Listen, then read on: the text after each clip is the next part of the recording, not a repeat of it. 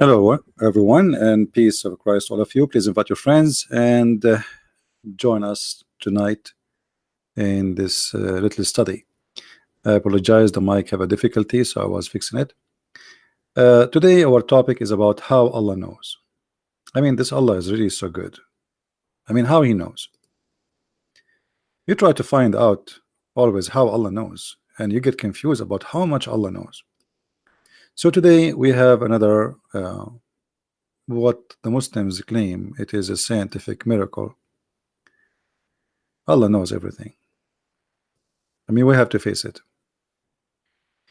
And the reason I chose this topic today about the atmosphere, because a Muslim, he wrote to me and he says, how come Allah, He knows about the atmosphere?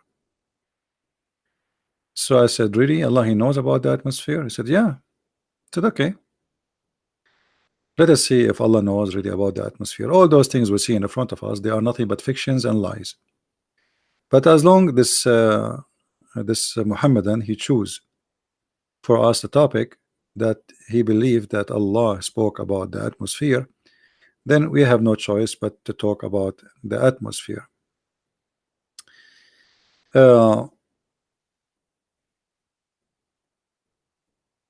Always, you know, when I try to answer Muslims, as you know, I never use anything have to do with the Christianity or anything else except what Muslims believe. So if you believe that the atmosphere is in the Quran, then we will see and we will check it out. But you better be careful. Soon you will be very sorry for what you just said. Muslims, when they try to make or fabricate a miracle, not only they make people not to believe in Islam no more, but they give us a clear proof that Islam cannot be from the true God. Because why somebody would love to lie in order to make his religion look good? I mean, we are talking about people who supposedly they are religious, and the religious people supposedly they are people of decency, but not in Islam. And this is a clear evidence that Islam is a satanic cult. In front of us we have this article here, the Earth atmosphere. Modern science has discovered facts about the atmosphere mentioned in the Quran over 1400 years ago. That is in the Quran, my friend. I mean, what you can do, that's it, face it, live with it. And here they quote for us verses from the Quran. By the sky which is returned, by the sky which is returned, that is the atmosphere. Chapter 86 verse number 11. All right, let us go to chapter 86 verse number 11.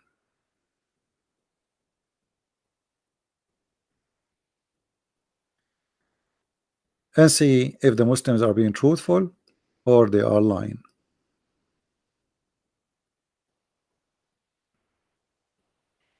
This website is owned by the Jordanian government, so sometime it works, sometime it doesn't. The same as the King of Jordan.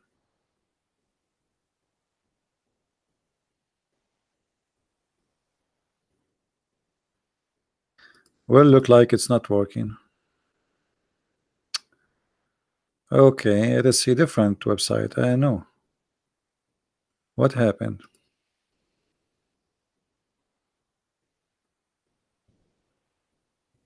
All right. Well, it's a Jordanian website. What you expect? Let us see different thing. Something hosted in America but owned by Muslims. Thank God the Muslims don't own the internet. Otherwise, nothing will work. So we go to chapter 86, verse number 11. Let us see Ibn Kathir. Ibn Kathir, by the way, he is a lot moderate as a scholar, because remember, he came long after. I mean, he's not really an old scholar compared to the others. And all the tafsir of Ibn Kathir is meant to defend Islam, the same as like Ibn Kathir, he was like a Zacharias in his time. The difference is, you know, he's an Arab, and he is not stupid like Zacharias. Not that far. Now let us see what Ibn Kathir says about the same verse those Abdul they mention. Swearing by the truthfulness of the Quran and the failure of those who oppose it.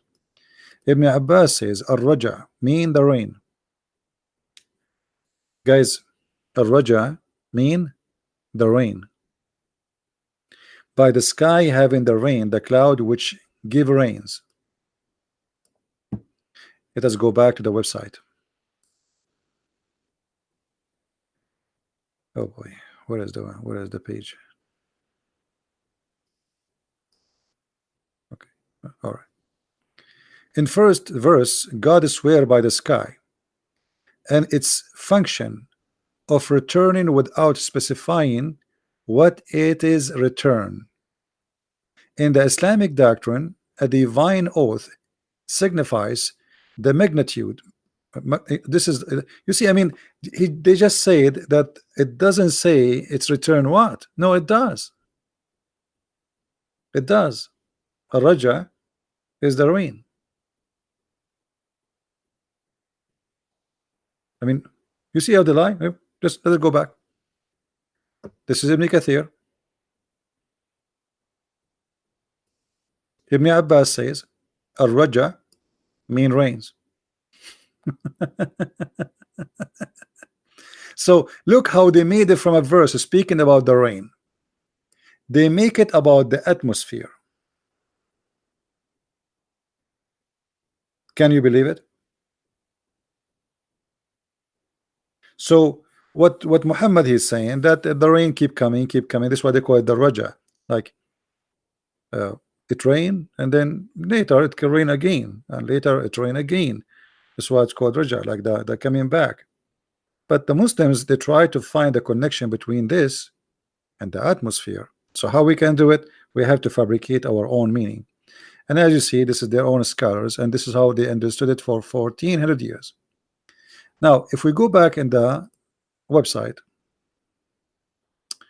here they start giving you about the atmosphere and the scale and the graphic and etc. and the cycling and the sky cycling of the, what is that? I mean, what is this? What does this have to do with Allah speaking about the atmosphere? And then they quote for us the verse after it. The verse after it says,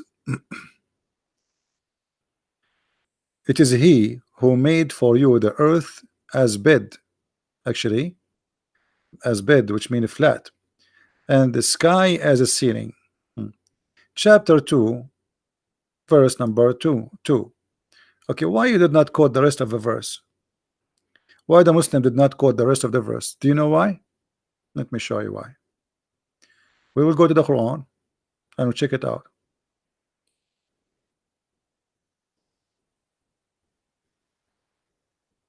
I mean, the Muslims, I saw one of them saying that the Christian Prince, he don't even read for you the verse before it and the verse after it.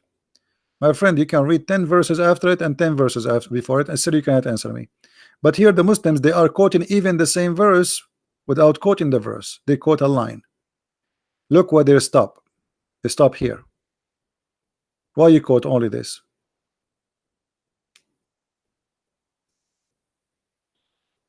Why you say, why you see why you did not quote the rest, guys? Because that confirmed that this is about the rain.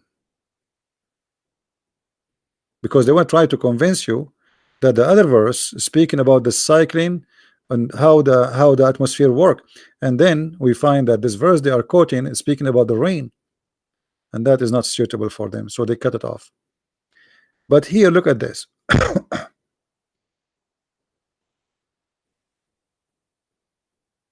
When a Muslim he speak about the atmosphere and he quote for us verses from the Quran, why he don't quote for us what the Quran says about the sky? Let us see what the sky is about. But let's see first if they have more verses to debunk before we continue. Are those the only 2 verses they have? Let us see. Yeah, look like they are the only. So from those 2 verses who speak nothing about the atmosphere, they made the atmosphere in the Quran. All what they are speaking about, they speak about the rain. Both of them, they speak about the rain. And we showed you the reference from their own scholars. Now, I want to help the Muslims about the atmosphere. Look like it's not working for them. In different website, actually, the Muslims, they have this. And here you notice the Muslims, they choose different verses to talk about the atmosphere. Isn't it funny? The first website we showed you, they were quoting for us different verses. If you remember here, they were quoting for us chapter 86, verse number 11, and chapter 2, verse 22.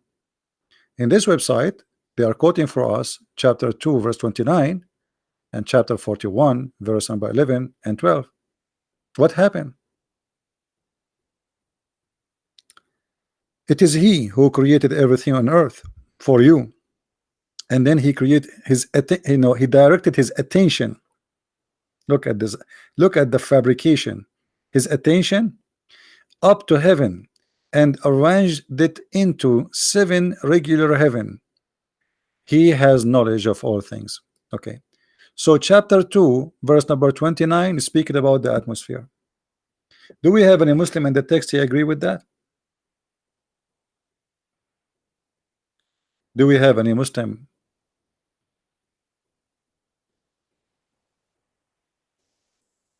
Anyone? Any Muslim here agree with this?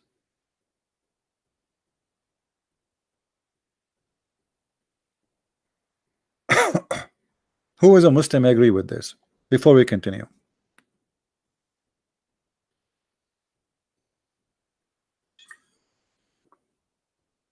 We have a Muhammad and his name is Yusuf. Do you like to call me Mr. Yusuf? Do you like to call me? Okay, let me open my Skype in case you are brave enough to call me, my friend. All right. But be sure you ask your mom if it's okay for you to call, because in Islam, girls at the age of 6 they are mature, but men at the age of 54 still they want to play with kids like Muhammad. They are not mature. So please be sure before you call me that's your mom. She says okay. Okay.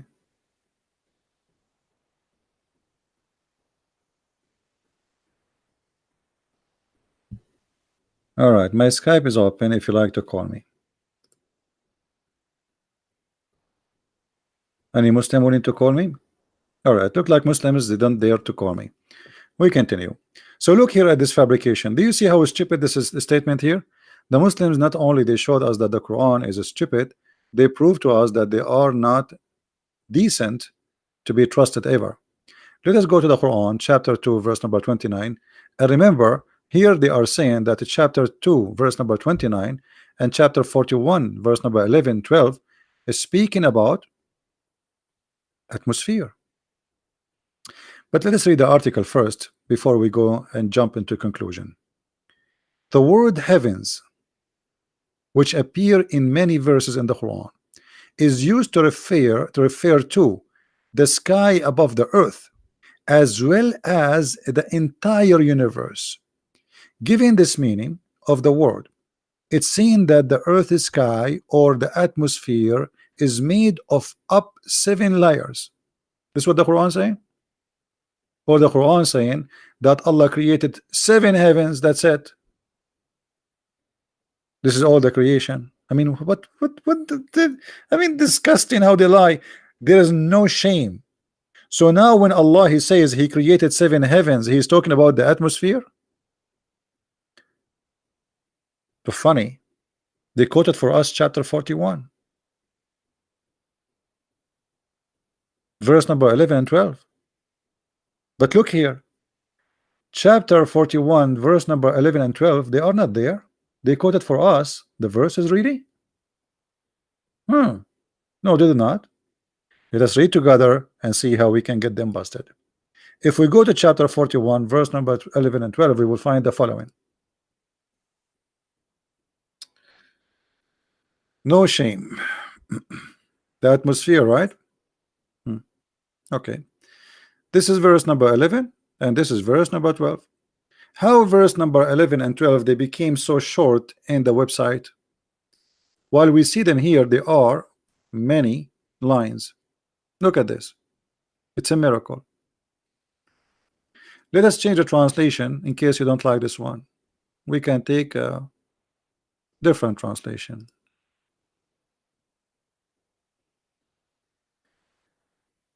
Chapter 41, verse number 11.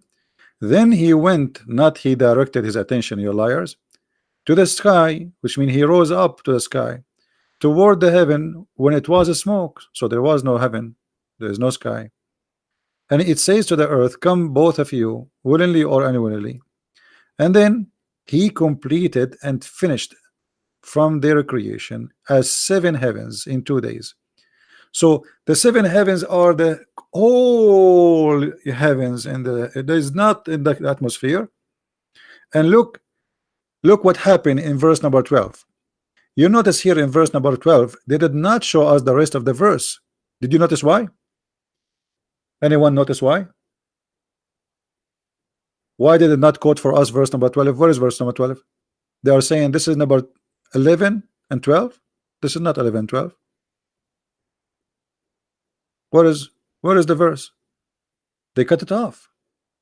They connected 2 verses and they choose some words from the 2 verses and they delete the rest, because in the same chapter 41 verse number 12 it says that Allah, he created in the lowest heaven the stars.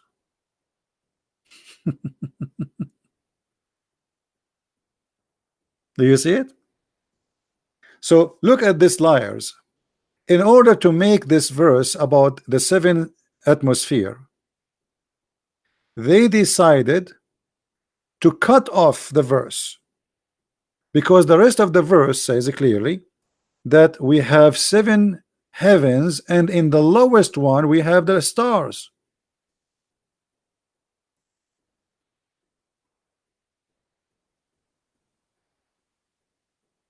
What do you think, Muslims?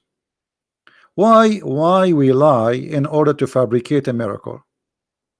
So now a person who do not know anything about the Quran, he will think, okay, well, the Muslims are people telling the truth about the religion. And here we go, they are quoting the Quran for me. He will not go and check the Quran. And they are saying here, chapter 41, verse number 11 and 12, but this is not verse 11 and 12. Where are they? Where it says Allah, he put in the lowest heaven the stars? Where is that? I mean, and then look, they start saying, well, let us count, brother. Atmosphere, stratosphere, manosphere, thermosphere, exosphere, 7, brother. But the Quran said that Allah created the stars in the lowest level. So if this is about the atmosphere, that means the stars in the lowest level of the atmosphere. So my friend, can we ever trust a Muslim teaching us about Islam? Only foolish people, they trust Muslims teaching about Islam, and we prove it to you every day. The Quran make it clear that this is about the creation, the whole universe. The Muslims, they made it clear that this is about the atmosphere. And suddenly now we have in the atmosphere we have the stars. And here, you, by the way, you cannot say there was like an honest mistake, because the guy who cut for us at chapter 41 verse number 11 and 12, he cut this part in purpose in order to scam us. There's no way he forgot about it. I mean, imagine you are reading a verse and then you stop there and you cut the second part where it says, and we create and we decorated the lowest heaven with the stars. So they did that in purpose. They knew what they are doing. They are fabricating, and they are liars. Do we have any Muslim want to say something?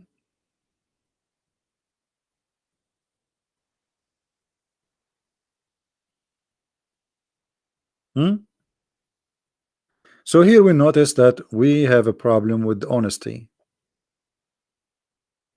and dignity. No dignity.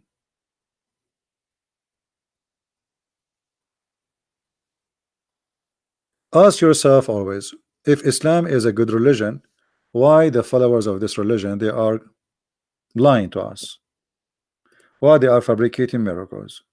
It doesn't make sense.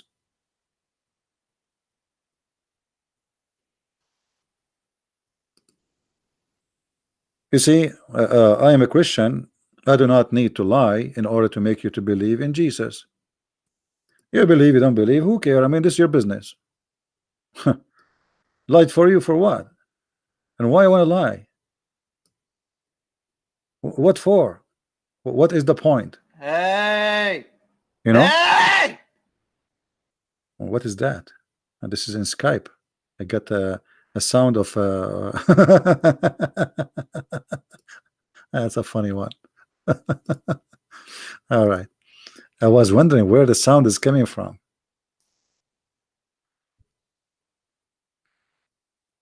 I think this is an animal was converting to Islam.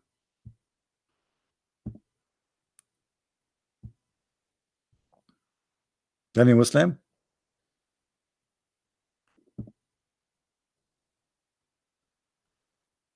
Why they lie? And if we continue, I mean, it's very embarrassing. Very embarrassing. Chapter 7, verse number 15. Don't you see how he created the 7 heavens in layers? He who created the 7 heavens in layers. Again, they add the layers, really, layers. Okay. But this is about Allah. He believe in 7 earth and 7 heaven. The Quran teach there is 7 earth and 7 heaven. The one is trying to call me. Don't call if you are not a Muslim, please. Is Allah just a name for the Abdul gods, or just an Arab word meaning God? No, Allah is a word. Allah is not a word meaning God. It's a name, but it's contained 2 words. It contains 2 words, and we explained that many times.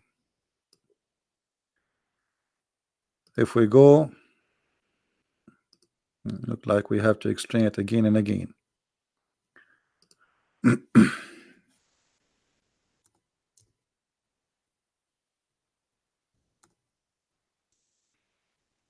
Don't text me, my friend, in Skype. You can ask the question in the chat in YouTube, so I can focus only in the chat. If you text me in Skype, I will block you. Please be careful. If everybody texts me in Skype, that's endless.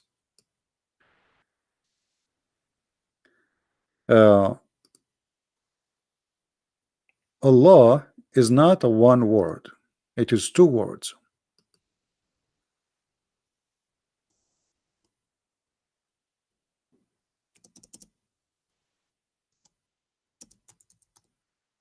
It is Al-Lah. Al is a word meaning God in the ancient Hebrew and the ancient Aramaic. This is why if you go to the name Baal, the god of fertility, it ends with a Al. Baal. All right. If you go in the Quran and you look for the 3 daughters of Allah, you will see that their name is Al-Lat, Al-Uzza, and the Manat, because it is the death one, does not have Al. Uzza.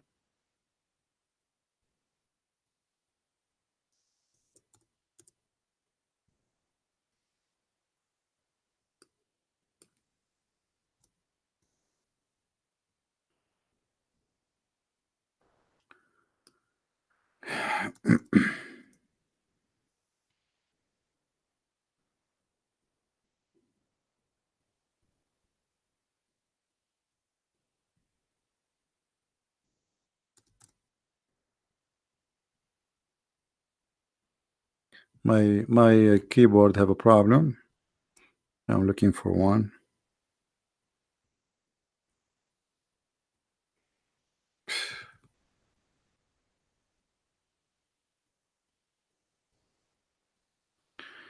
If you go to chapter 30, sorry, 53, verse number 19 and 20, you will see it says, haven't you then considered Al-Lat and Al-Uzza? Uzza is a goddess, Lat is a goddess. Lat is a name, Al is a word meaning God.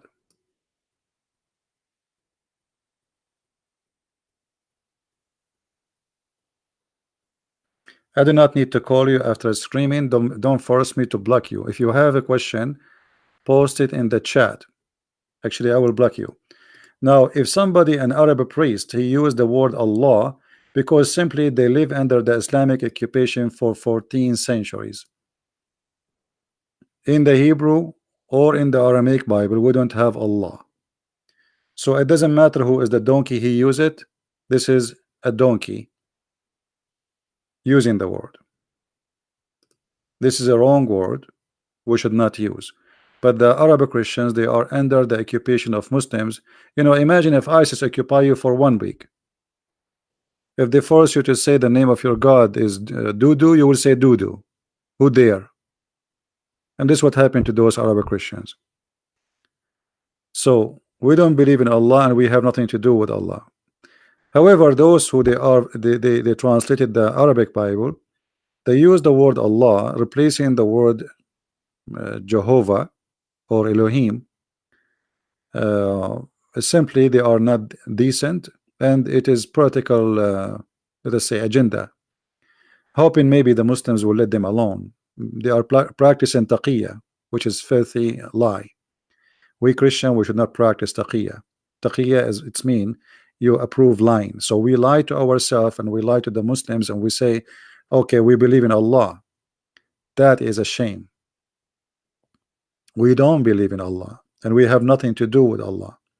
So if a stupid translator, he translated the Bible in Arabic, he used the word Allah instead of Jehovah, then ask yourself, where is the word coming from?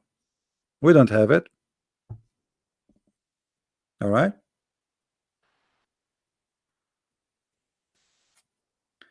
Anyway, translation is a translation, right? The same as the Muslims. If you go right now and you search in the Quran, you will find the name Isa, but in the English you find the word Jesus, but there's no Jesus in the whole Quran. There's no Jesus. It's Isa. So the Muslims, they lie in their translation, and those who translated the Bible to Arabic, they lie in their translation. Both are liars.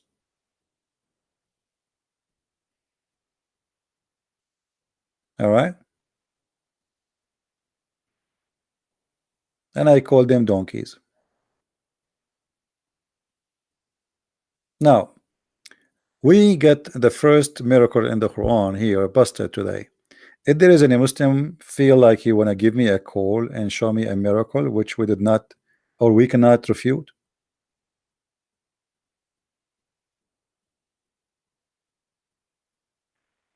The word the abd is coming from the word slave. Usually it's a black slave.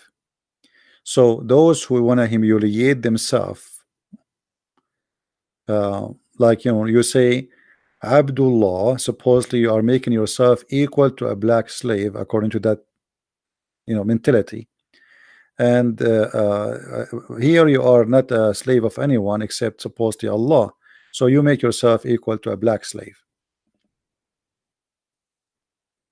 All right. But the word abd mean a very dark person, man. This is a word they use it for the captured slaves from Africa. They are abid as a black and abid as a slave, which mean it's a word mean two things in the same time.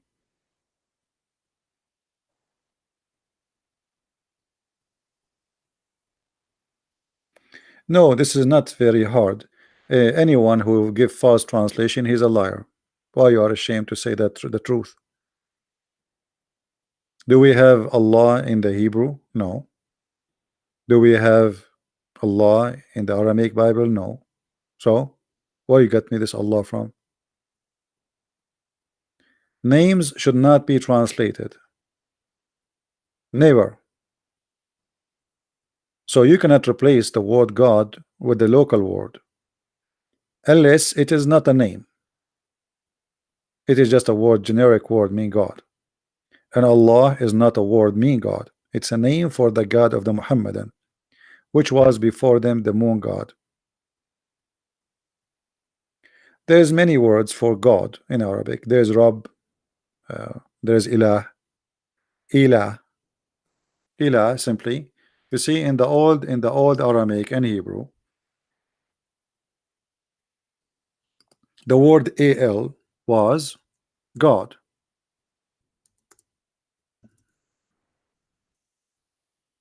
Then by time the word al transformed into el. So Israel was Israel, Mikael was Mikael, etc. Ishmael was Ishmael. All right. So all the word used to end with al, not el. And then the new Hebrew came, and then the al became el. So Emmanuel became Emmanuel. All right. Uh, so those are words. This is a word, have nothing to do with the God of the Christians or the God of anyone. It is just a word used before Christianity, before Judaism. It's a word mean God. Doesn't matter which God. You can even use it for whatever. All right. So it's a word mean God, and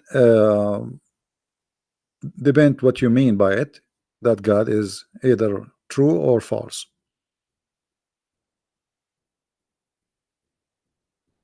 All right. Yeah, exactly as you wrote it, R-E-D, Israel. And by the way, by Il and Al, we were able to discover that Muhammad is a liar. Anyone knows how we know that Muhammad is a liar? If you ask any Muslim, what Ishmael mean? They do not know. Okay, look at this. Jibreel. Okay, what Jibreel mean? They don't know. They think it's one name. The fact is not a name. It's a sentence. But because Muhammad is stealing names from other belief, he added to his own cult, but yet he cannot tell them what this is mean. Israel, what Israel mean? They do not know. They don't know. What Allah mean? They don't know. What Mikael mean? They don't know. What Abraham mean? They don't know. They don't know. For all those names are a theft.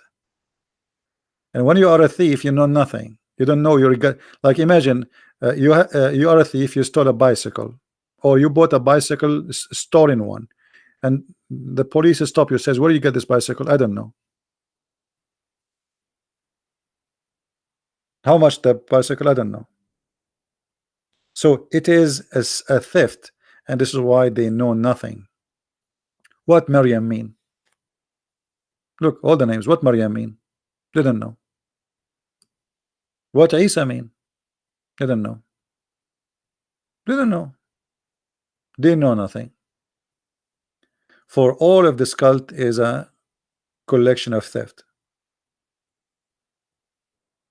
Same time, remember the Muslim, they say Allah have 99 names, correct? Okay, none of them is El. So why Jibreel? This is the Jibra, the one who belonged to El, but the 99 names of Allah, none of them is El. So how does this guy Jibreel belong to Allah?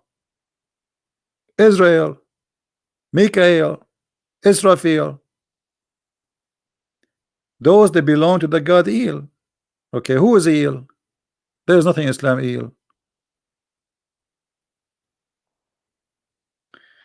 We go back to that topic. And by the way, I have my left ear, I have infection. I look like I took a shower and it's blocked by water, you know. So I hope this will go soon. I will read Quran today because Quran is very good for plumbing. Do we have any Muslim want to say something to us?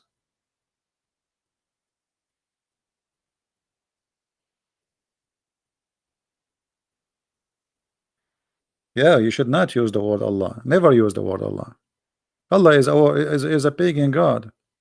You see, this is what happened in the world of political correctness. Nobody is decent. Nobody want to be truthful. Now we go to the church, and then we find supposedly a priest who want to teach us to be people of God, and then he fabricate a word which is a pagan God, and he says to us, let us worship Allah. So you find yourself, you go into church to worship Jesus, you find yourself ending worshiping the pagan God of Islam. That is a shame. Especially Allah is a word and the name in the same time. It's not a word mean God.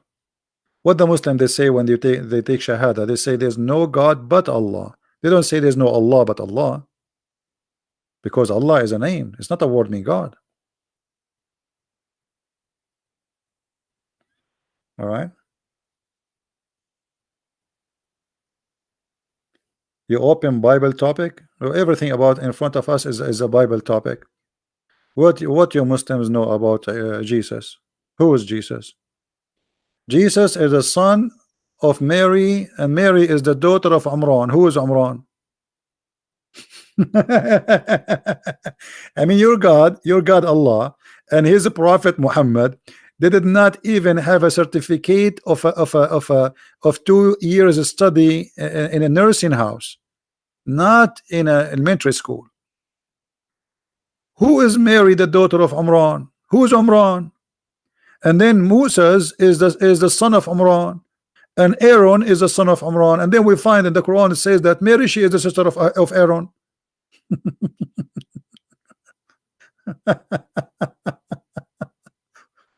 What's wrong with this God? He don't even know how to quote names. Umran, who's Umran? Even the name is wrong. Musa's father, his name is not Umran. There's nothing in the Quran, in the Bible it's called Umran. Who's Umran?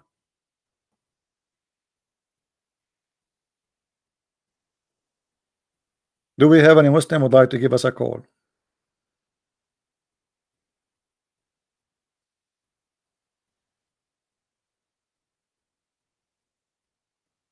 Yeah, Shaitan, he urinated in my ears, as the Prophet said. So everything in this cult is crazy. It's not, you know. And look, the Muslim, they keep saying to us that your Bible is corrupt. Look what their Yellow Pages book saying.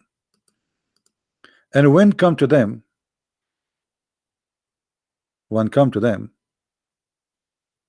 a book which supposes the Quran from Allah, confirming what is with them. So, I mean, what is this just a madness cult? The Muslim, they say to us your book is corrupt, and then Quran confirm what is with us. So the Quran confirm what is with us, and the Muslim don't confirm what with us. Somebody took too much vodka. How the Quran confirm what with us, and the Muslim don't confirm what with us? Do we have any Muslim here?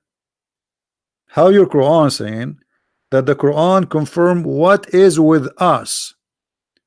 ولما جاءهم كتاب من عند الله مصدق لما معهم مصدق لما معهم, confirming what is with them. So how you Muslim, you say to us your Bible brother corrupt brother? How you bring me this Zacharias says a brother Tita, the only book with introduced by Allah is the Quran, and the Bible corrupt. And this guy, each time he talk, I feel like this guy is going to the bathroom and he have a problem to get it out. He squeezed himself, and it looked like the words is not coming from his mouth, it's coming from different place. So why the Quran says something and you Muslim you say something to us?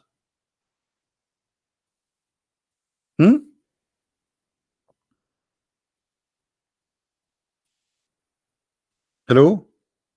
Which one of you is the truth, telling the truth? The Quran, Allah, or you Muslims, or Didat, or Zacharias?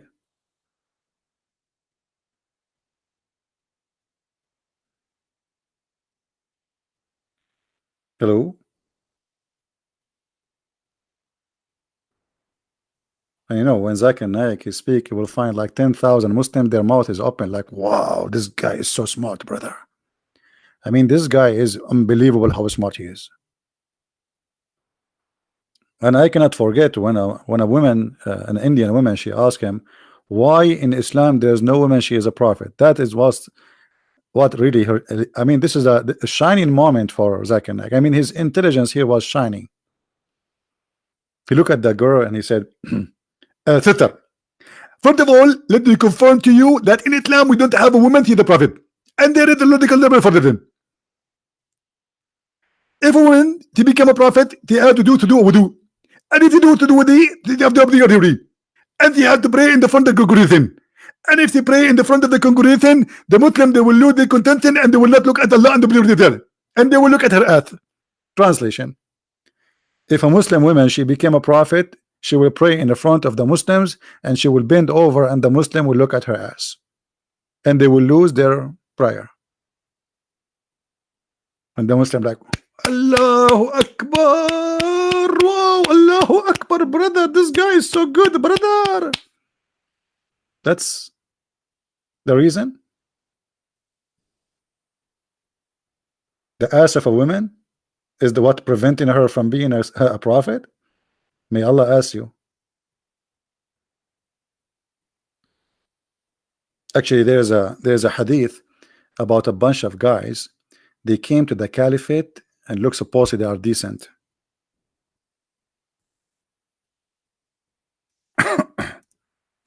Decent, huh?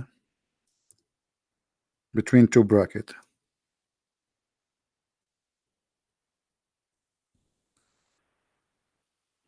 They come to the caliphate and they say to him, we have a homo imam who is praying on us and he is tempting us with his bum.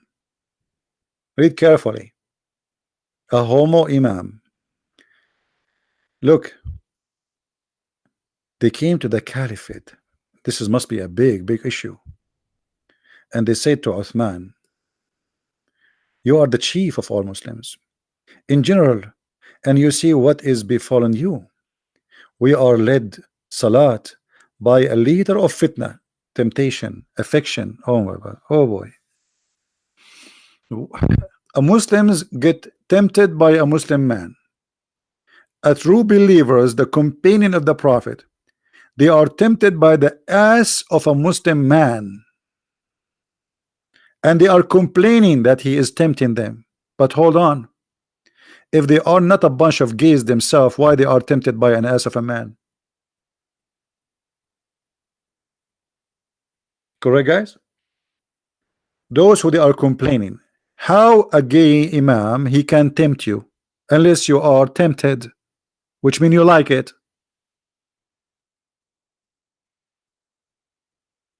Are you getting my point? Like if I say this woman is tempting me, it's mean I like, you know, I like women, obviously. I mean women. So okay, women. But a man, he is tempting men, all of them. How they get tempted? The Muslims, what he was doing exactly? He was putting his finger in his mouth. Well, what he was doing exactly? I mean, what is that? The guy is leading in prayer in front of them, bending over, so his ass is tempting them. Why they are looking at his ass? How a bunch of believers, men, can be tempted by a man they accuse him to be is you know.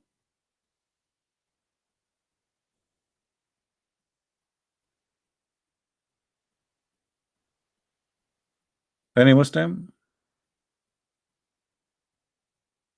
Hello?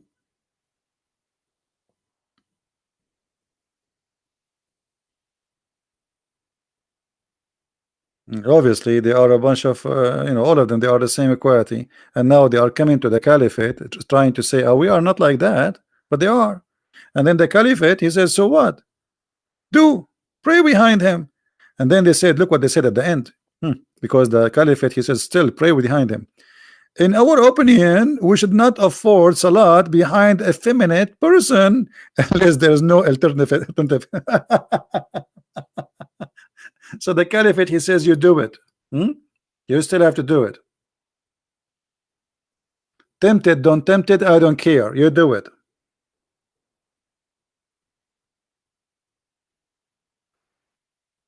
So now, like here, we're trying to understand when the Muslims they fabricate those scientific miracles in the Quran. Do you think really we are a bunch of fool? I mean, people are laughing at those miracles. Not a single one of them is truthful. And we are here to challenge you to prove to us one of them to be truth or truthful. Just one. I mean, come on, not even one. You have like hundreds. I saw a video, a woman, she was saying that Allah, he spoke about the concrete. Satellite dish, concrete, cell phone, spaceship, you name it, all in the Quran, brother. All in the Quran. Any Muslim want to say something?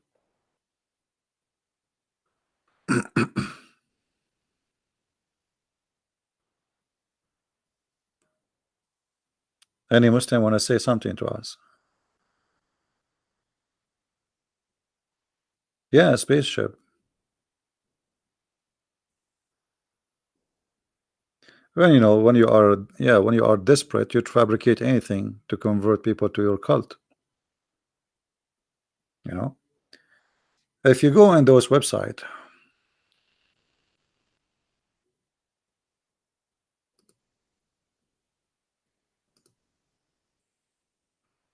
look at this, all of those straight light, the north, sonic weapons. The Quran spoke about sonic weapon.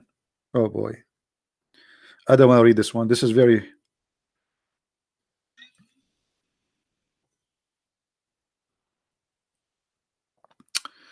dark energy, soil expansion, what nocturnal animals. I don't even know how to read it.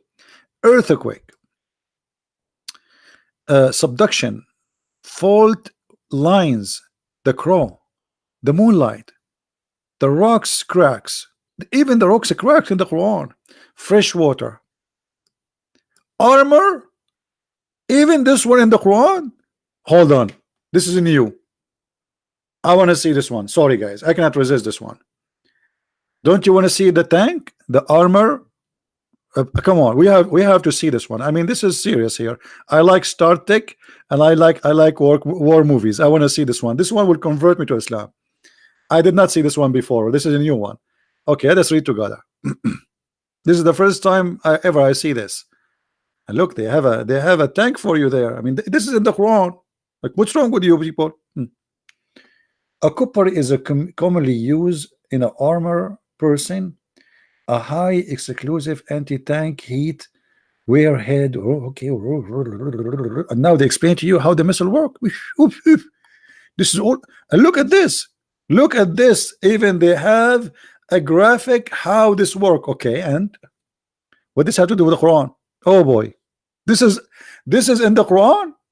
يرسل عليكما شواظ من نار ونحاس فلا تنتصران. He will be bombered with projector fire and copper, and you shall not be victorious. But you liar, this is about shooting the ass of the genie. This is not about an armor. Allah will shoot him by a star. Let us go and read the Quran. I mean, look at this, unbelievable. Oh, all right.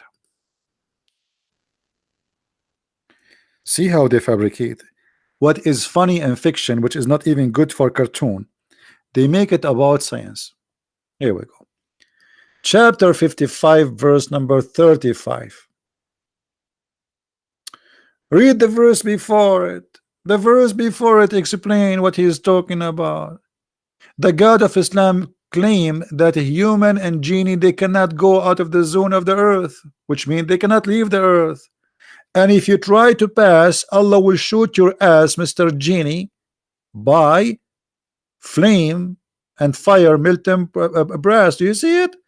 I mean, look, They made a graphic about RPG, about missiles, and they put a tank for us. And this is about shooting genie if he tried to go out of the earth by a star.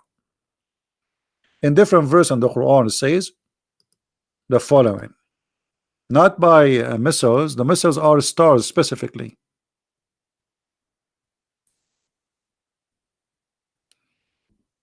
65, 67, 5. And we indeed, we have adorned the nearest heaven with lamps, and we have made such a lamp as missiles to drive away the shaitan. So you made a fiction that Allah he shoot the ass of shaitan by a star. You make it about tanks.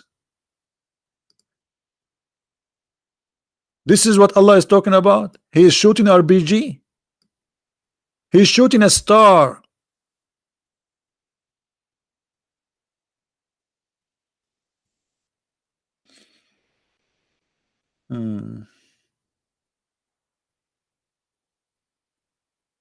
Please let CP mock the word Allah, call him all of you until we are not mocking anyone. We say the truth. We are not here to mock anyone.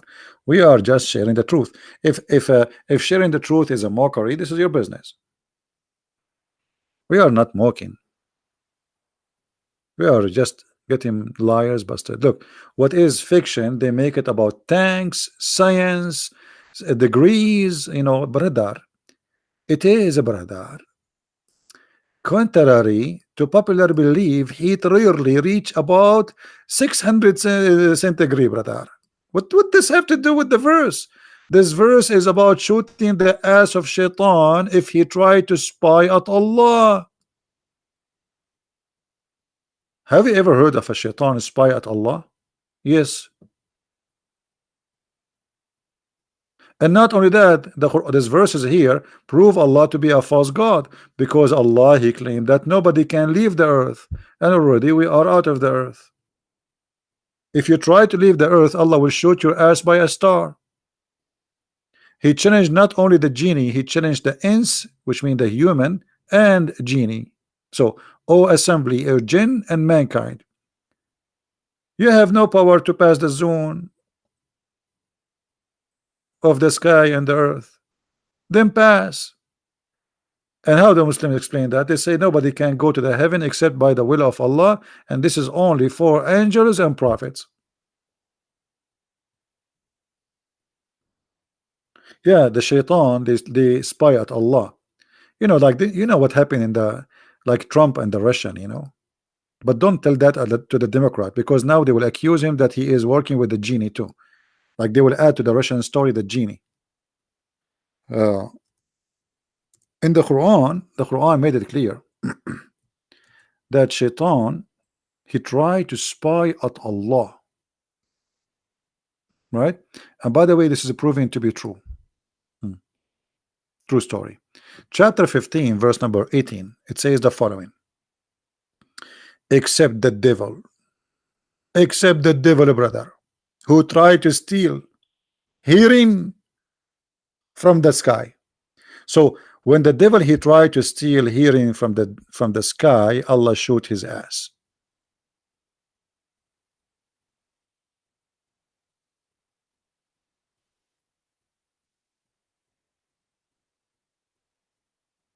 Any Muslim have a comment? So what is fiction about shooting? And by the way, why you need to shoot shaitan, who Muhammad he said he sleep in our nose by a star? I mean, to kill a mosquito, you need a star. How shaitan sleep in our nose, go inside the anus of the Muslims, and yet we need a star to shoot him?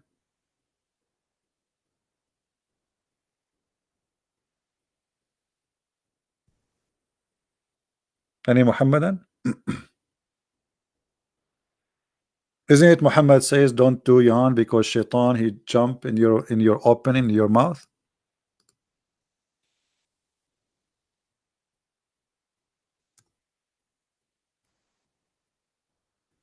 Which by the way proving to be truth. I mean,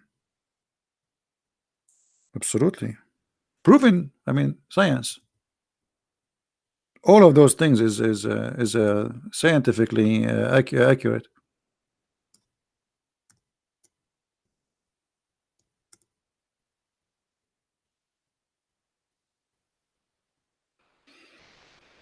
Muhammad, look what Muhammad said. The Messenger of Allah said, the sneeze is from Allah. Okay. Okay. Bomba, take it easy, my friend. The sneeze is from Allah, and the yawning from shaitan. So now we have definition. If you ever have cold, this is from Allah.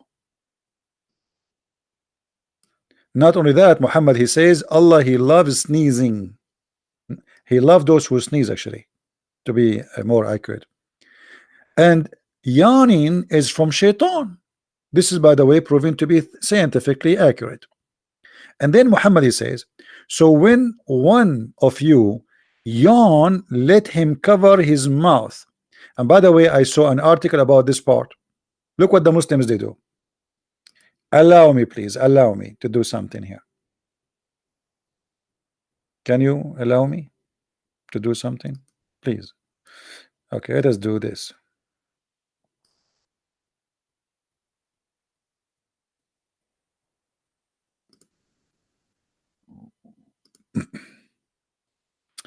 The Muslims they deleted all those lines when they wrote the article, and they kept only this part.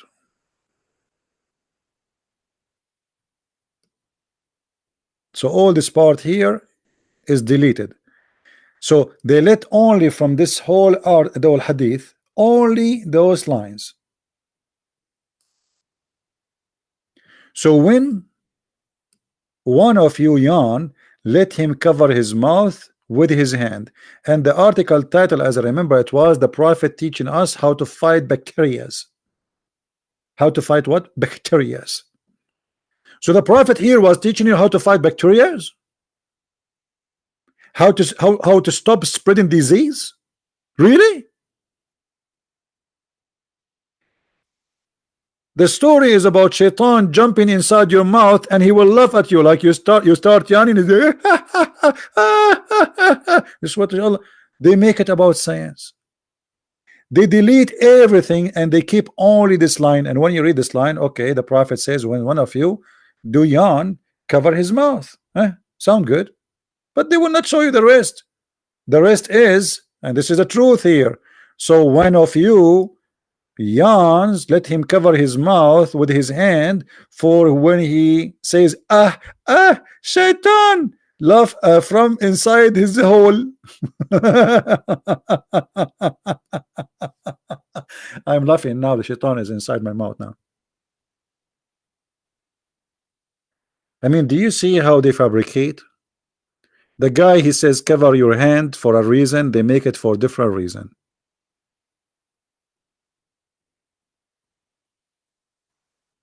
Unbelievable. No, but there's many naive, Western American, they see, they are reading an article, they don't know, they can fool them. There's many people get fooled. My friend, deception is nothing new. Deception, there's people, they live like kings based on deception. That's all.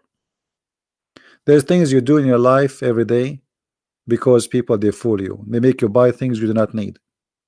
You lose your money, somebody else get rich. They make you eat something you do not need to eat, go somewhere you do not need to go. All is based on deception. So controlling the mind is an old game. Evil people, they do it always. This is nothing new. It's not only about religion, it can be about many things. How we can control the mind of a human being. You see, all countries, they have special departments, intelligence department, and those departments, they make study and research about how to control the mind. How to control the mind, which means we can make election happen and we make somebody win by controlling the mind of people. We don't go and vote for you. No, we make you vote as we want you to vote, without holding your hand, without telling you even what to say. So satanic methods is adopted even by science to control the mind of a human being. You see, most of the commercial you see in TV, those are not just commercial. Most of them, they try to control your mind to make a purchasing. How many women they buy brand purse? Why? Because they control your mind, but that if you don't wear a brand, you are not good. You aren't qualified like others. You are not good enough. So the poor you, they control you, and then you go, you work like a donkey to buy a shoe for a couple of hundreds of dollars, which did not even cost them $10. And you buy a purse which cost you $2,000, but it did not cost them even the price of the plastic in the back. That is a mind control. And how many in this earth are under the control of others? Islam is the same. Demonic, evil, trying to control your mind. And many of us, we are naive. We are decent. You know, the problem sometimes decency have a price that somebody else can use you. So the Bible says, be decent, be like peaceful, like the dove, but be smart like the snake. Be wise.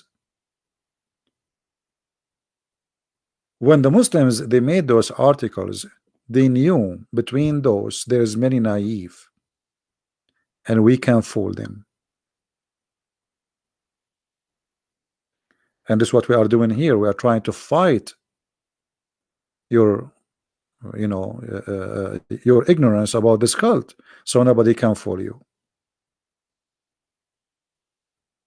And by the way, as I said, this is not only in religion. This is happening in everything. The face on the moon and the face of Allah. I'm trying to follow, guys, with you in the text, but the text is moving fast. Let us see here.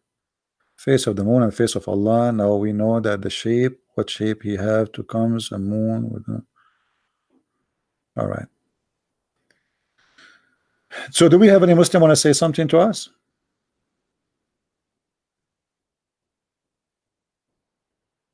And by the way, all cult leaders, they share one thing. They want your money, and they want to sleep with women who follow them. All cult leaders. Go, like right now, you can search in Google. You have the biggest search engine ever exist. You will find all cult leaders with no exception. They sleep with women who believe in them as prophets. And this is exactly what Muhammad did. Muhammad even he made verses claiming that Allah told him any woman she can give herself to the prophet. He made verses that the fifth from every attack is for Muhammad. The best of the booty is for Muhammad. And not only that, things went so far that the Muslims they wrote in their books that if the prophet his eyes fall into a woman, her husband must divorce her immediately, so the prophet he can have her. That is a mind control. The evil of this man, he make you believe that if you give your wife to the prophet, you will get a blessing from Allah. If you give him your money, you will go to heaven. Imagine the Quran, like this is chapter 33, verse number 50, where it says all those women they can sleep with Muhammad. All of those. Look at this long list. Muhammad already have 13 wives when he made this verse. Why you need more? And then Muhammad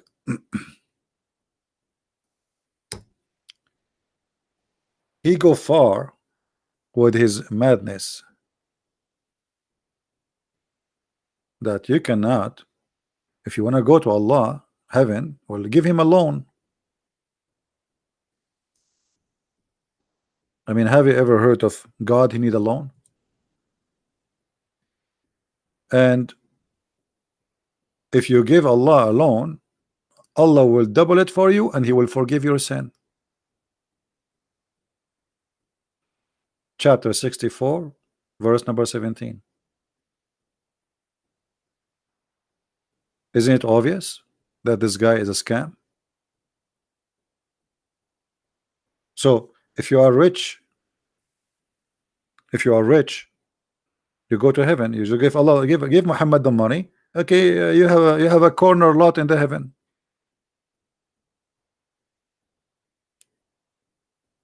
And actually, Muhammad, he come with many evil things involving money, even in crimes.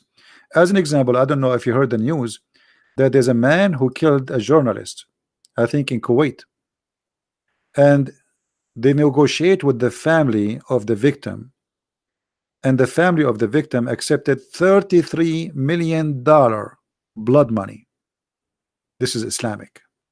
So if you are rich, you kill somebody, and especially if the family of this person is poor and you are powerful, a lot of money, you go there, listen, okay, I killed your son, you better take the blood money, otherwise we will torture you. You killed our son, take the money or else. They take the money, and now the guy who killed is a free. You can search it right now, and you know, and this is Islamic. This is very Islamic.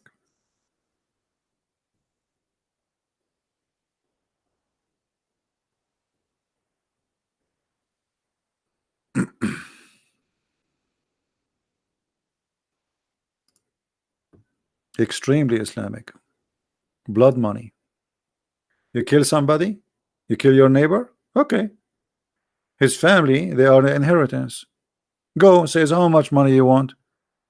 We negotiate. $10,000. Okay, this is $10,000, and you are free in the moment, as if you killed no one.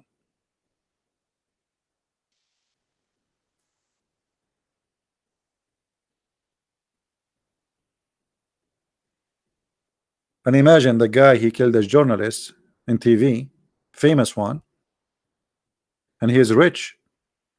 They paid the family $33 million. Let me search for it. Hold on. Everything for sale. Imagine what this victim in her grave, she will say to her family, what a shame. They sold her out. The guy, he killed their daughter. You take $33 million and you let the killer go?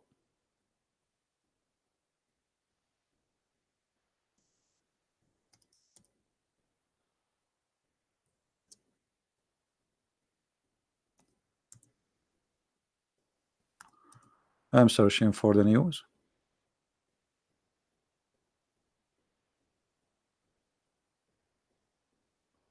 To see if we can find it. This is today news, actually. I saw it. Actually, even like, you remember Khashoggi, the guy, the terrorist who used to live in USA, work in Washington Post. Here we go. They paid $70 million to his family. $70 million. And now the one who killed him, they will not be executed. They will go free. Because in Islam, if you are killed, the one who own your blood is your family.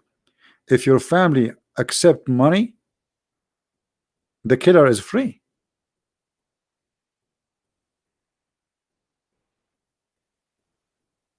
Yeah, this is very Islamic. You see, this is the hate in front of you. I'm not making things up. As you know, I never say something without proof. Muhammad, he said it clearly, a Muslim will not be killed for killing non-Muslim. So if a Muslim, he killed you, he will not be killed. And this is why Muslims do not believe in equality, which you are not equal to Muslims. You are like a cow. So in Iran, if a Muslim, he killed a Christian, he have to pay to his family $500, which is less than the price of a cow. But if he kill a Muslim, then he shall be killed otherwise, unless he made an agreement with the family to accept the blood money, and this is negotiation between them. Whatever the money they agree, he is free.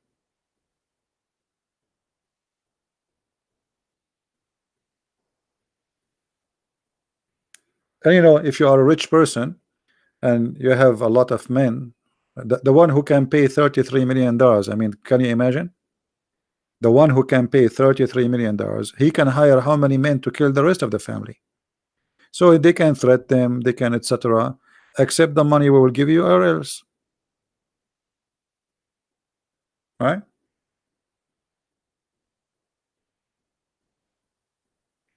Yeah. And this is not only in Saudi Arabia. No, this is in Kuwait, in Iran, all Islamic countries. All Islamic countries. This is have nothing to do with the Saudi. This is very Islamic. All right. Um,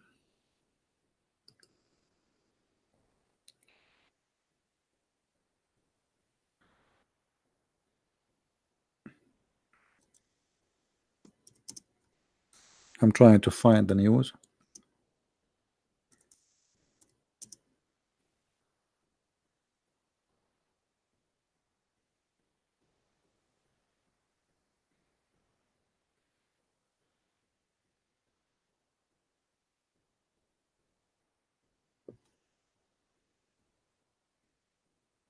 Yeah, I can find it in Arabic, but not in English.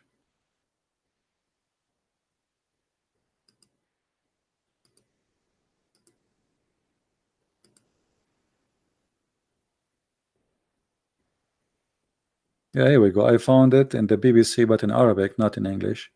But we can use Google translation. There we go. This is the BBC.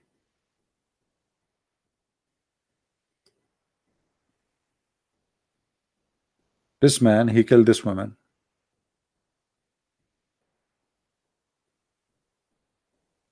He slaughtered her. And now, oh, what he do? He's free.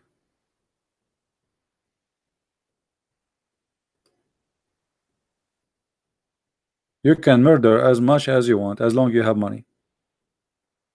You force the family to accept the money. You know, this guy, he have a tribe, big tribe. They are rich. And those family, obviously, they are no match. So you threat them, accept the money or else. And okay, how much you want? We will give you a lot of money. Just let our son go. And their son will go free. Let me wait for you on the screen. There we go. This is a translation. This is Google translation.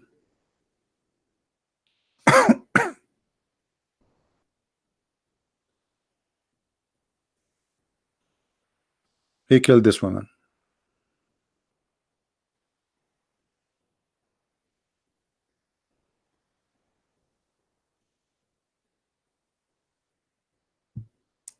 That is Islam, my friend. If you are rich, you can kill as many as you wish. And then you force the poor families to accept the money, or else they accept the money, are free, as nothing happened. I mean, he will not even stay for 1 day in jail. That's it. He paid the money. That's it. He go.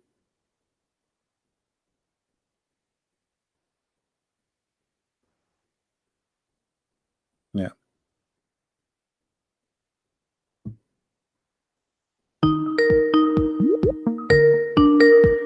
Don't call me, my friend, if you are a Christian. Don't force me to block you.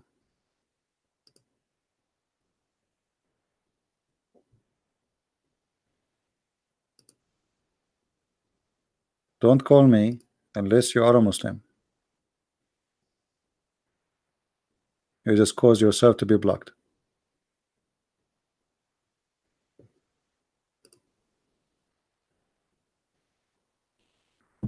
So as you see, you know, this cult is really crazy. It's justice. And look at Muhammad here. Look at the justice of Muhammad. If a Muslim he kill a Christian, a Muslim shall not be killed. As simple as that. Why? Because we are not a human for Muhammad. And that is a clear evidence that Muhammad is an evil man. A Muslim should not be killed in retaliation of a murder. So if a Muslim he kill a Muslim, he should be killed unless he pay money to his family. But if a Muslim kill non-Muslim, Christian, Jew, Hindus, doesn't matter, he should not be ever killed. That is the justice of the ugly Muhammad. And this is all over, you see here.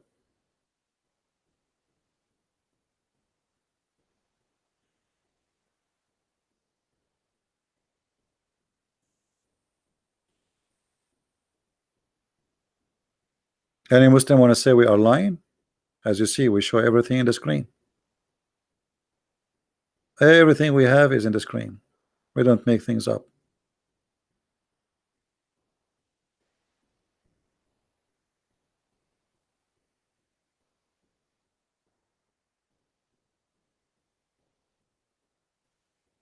Where in the Quran it says Abraham, he called a star his God?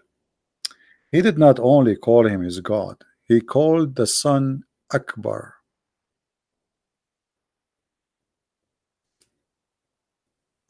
هذا ربي هذا أكبر. So first, Abraham, this is in chapter 6, he saw a star, actually a planet, and then he says, this is my God, this is Akbar. And then when the star disappeared, he says, I don't like the one who disappeared. And then he saw the moon and he says, this is my God. And then when the moon disappeared, he said, I don't like the one disappear. And then he said that he saw the sun and he said, this is my Lord, this is Akbar. And this is what the moon, the sun God was called. The moon God is Allah, Akbar is the sun God. So Allah and Akbar is unification, is Tawheed between the moon God and the sun God. This is what Tawheed is, unification between the two gods, Akbar, the sun, and the moon. The sun have sex with the moon, and they have three daughters, Manat and Allat and Al-Uzza.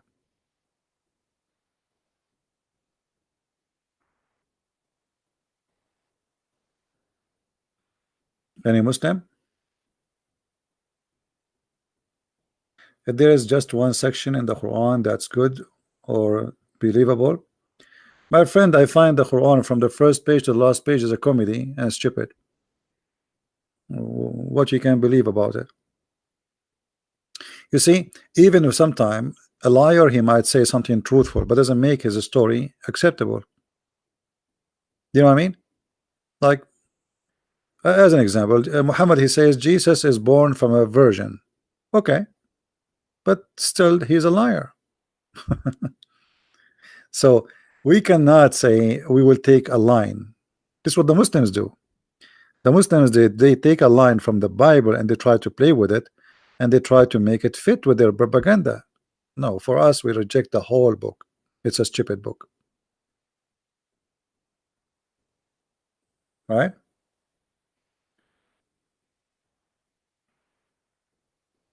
Yeah, Akbar, yeah.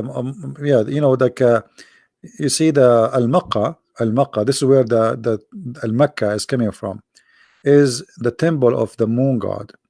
And the moon god is the ox, is the cow, the male cow. So this is why Muhammad, he said, when let me show you the hadith. Don't pray when the sun rise, for it comes from between the two horns of shaitan.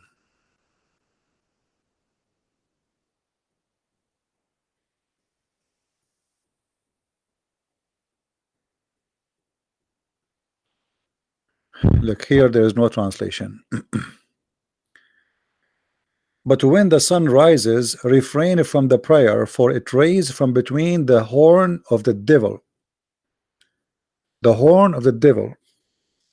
Muhammad, he is mixing between things, and Muhammad here, he believed, as the Arab taught him before, that when the sun rise, the sun always rise from between the two horns of the devil, for the sun is riding the devil until the morning. So the devil somehow, like you know, he pushed the sun up and the sun goes in the sky. And if you go in the old mythology, this is why we find that the moon too have a horn. There's a horn of the devil, there's a horn of Shaitan, of the moon.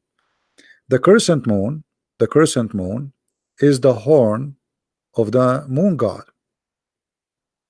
And when you see the crescent moon, that's mean this is the time of fertility. This is the time you should have sex.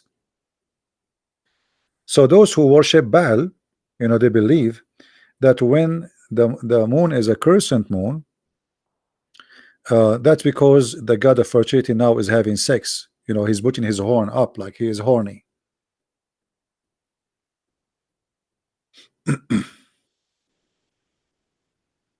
Do we have any Muslim want to say something?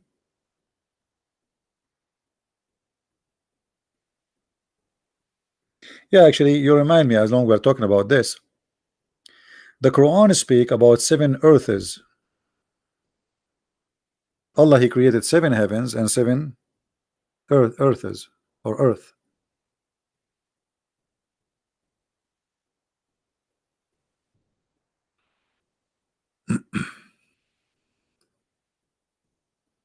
So when you see the Quran speaking about 7 earth, you ask yourself, where we can find those 7 earth? This is in chapter 17, verse number 44. 7 heavens, and the earth is a similar number. Okay, where is the 7 earth? Muhammad is speaking about the Greek planets. Let me find them for you. The Greek, the Persian, all the ancient mythology, they have them.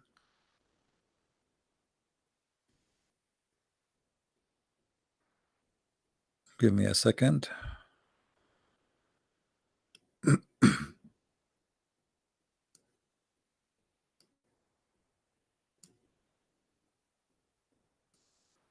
All right, we found them. 7 earth. So there is 7 heaven and 7 earth. And here we find the 7 earth. Those, the planets, by names by the Babylon, the Greek, and the Roman. So Muhammad here is taken from the Greek and from the Babylon and from the ancient, what they believe that there are 7 planets, and this is the only planet we have. So Muhammad, he claimed that Allah, He created 7 earth and 7 planets. 7 heaven, sorry, and 7 planets, 7 earths. Those are earths.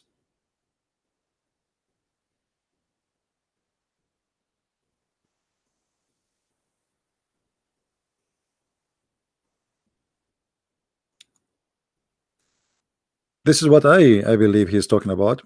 But in different stories, Muhammad, he speak too, that under the ground there is a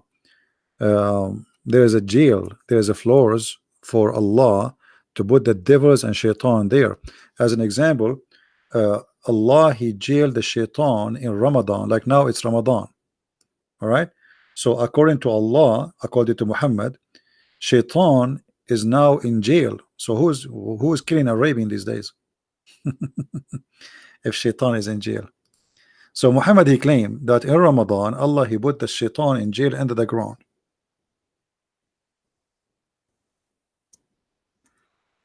Let us see if we can find the hadith in English.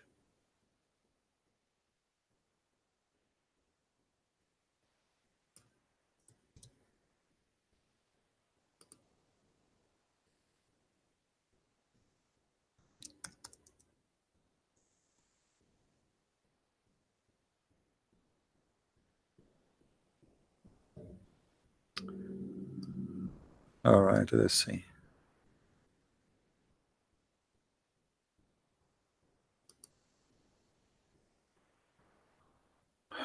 I wish you guys speak Arabic. That will make it easier for me, but what we can do, we have to look for it in English now, and then we have to collect the translation.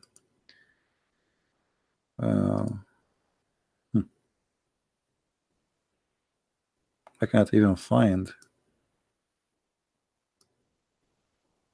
That's weird. This should be exist in the English website, because this is Sahih Bukhari and Sahih Muslim. All right, here we go.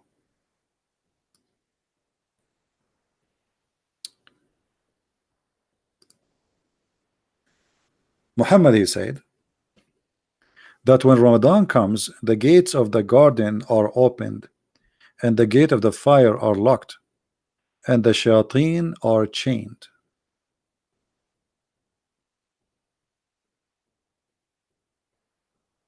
See it? So, question to the Muslims: as long as shayateens are chained, who is doing the evil these days? Actually, in Ramadan, there's 10 more. The violence goes skyrocketing.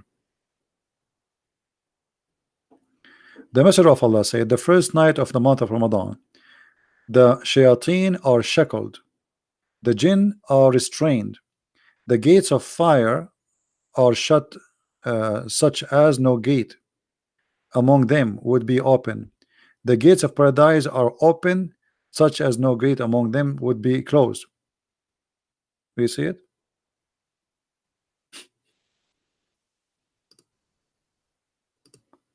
Islam is a collection of stupidity, and the more you read, the more you learn. The more it's stupid, and the more it's confusing and strange.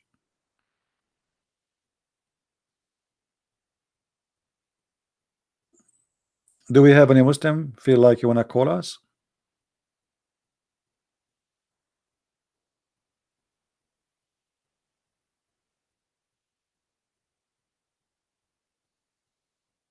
Anyone?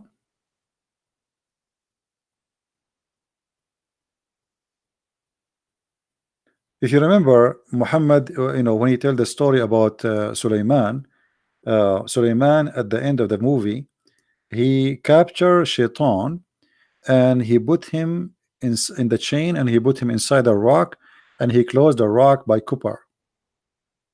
You remember the Shaitan who came and he took his ring when he was in the bathroom? He took it from his wife at Jarada. He came to her in the look of Sulaiman. So she thought this is real Sulaiman. He have his face, he have a look, he have his voice. So he took the ring, and then he controlled the kingdom, because the ring of Sulaiman is how Sulaiman he can control all the kingdom. This is what kind of religion we're talking about.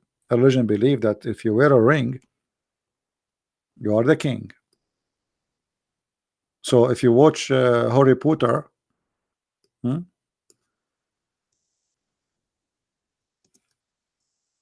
are not far, very close.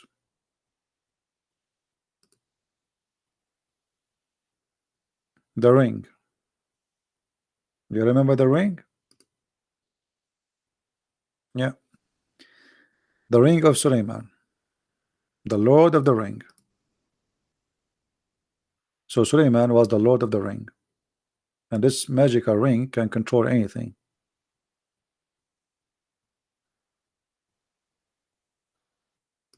And yet the Muslims, they made for us articles about science.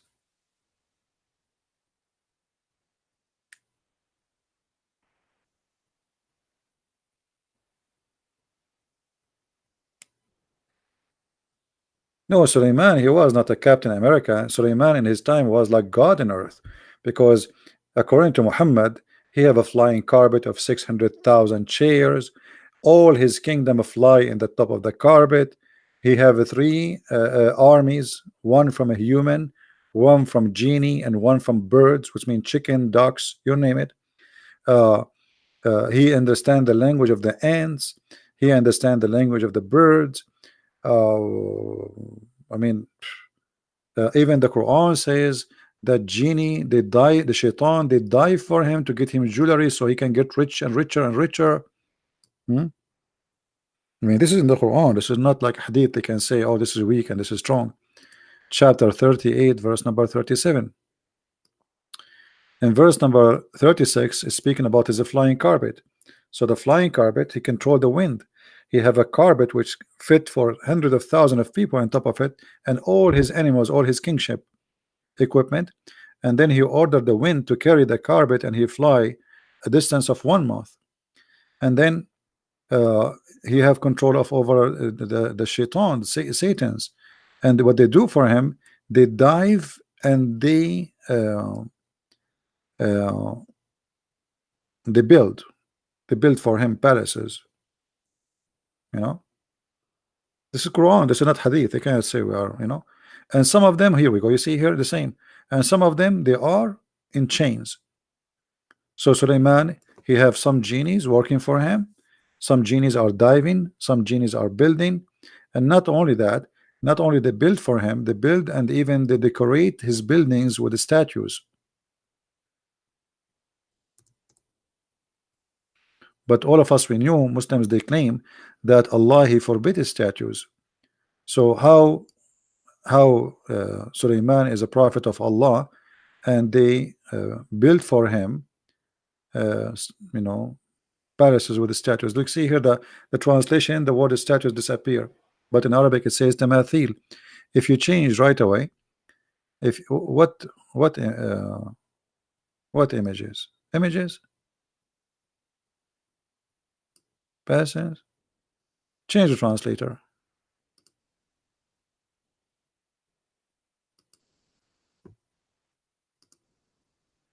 Look, we just changed the translation, statues.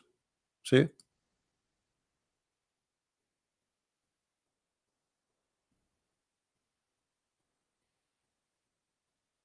so it's a you know, it's a fiction book full of stories and flying carpets.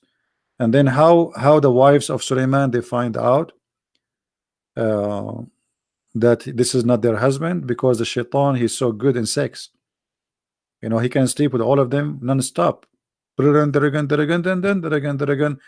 the wives, they were like, what happened to our husband? And they told the elder that our husband, his private part is like a drill machine, never sleep. So they became suspicious about him, and this is how shaitan was busted.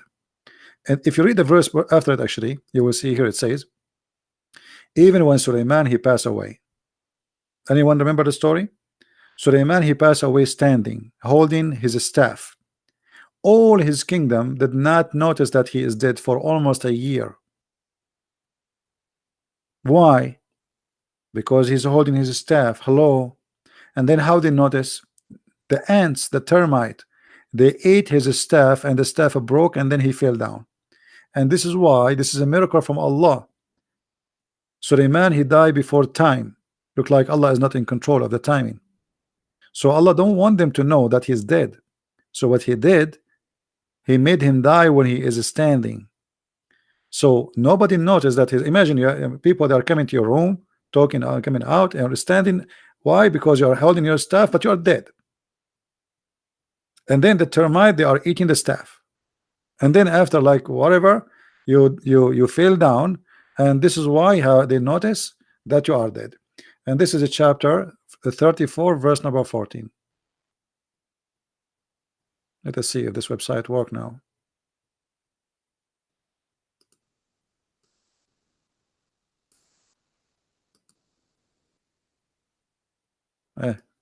Website from Jordan will never work as usual. Forget it. Nothing work in this in those countries.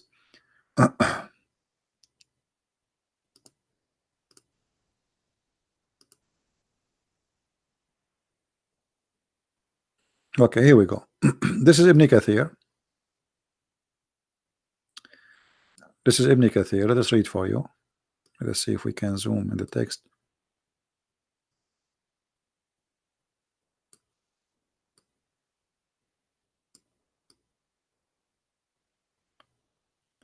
I don't know if the text coming to you for you guys clear. Is it good? Can you read it or no? You cannot. Can you read? All right.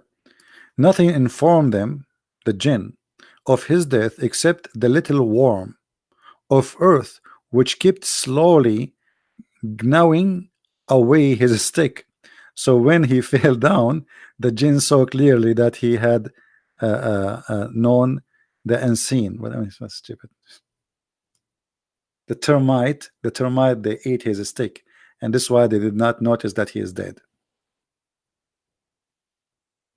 Right?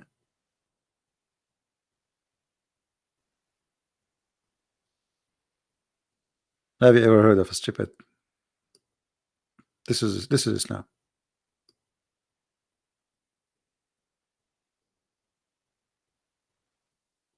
So the guy was dead, and he was standing, and nobody noticed that he is dead. His wives talk to him, he don't answer, nobody noticed. His ministers, his soldiers, nobody noticed. He's not eating, nobody noticed. How they notice? When the staff was eaten by the termite. True story. This must be a true story. I mean, we have to face it. And you know the funny, we show them in the screen what is in their books. They say still they say to me, you're a liar. I mean, this is your website. This is a website owned by the Dean Show. You see the TV, the Muslim TV, by this big scam. What his name is, Staith, the one who claimed to be an ex minister.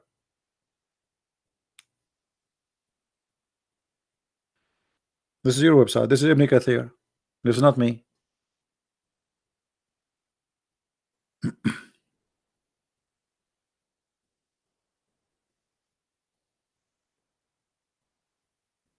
What Zakir Naik he say about this story? I don't know. I never heard him speaking about it, but I can imagine he can, like Zakir Naik always, he get excited with those fiction stories. So I imagine he would say this.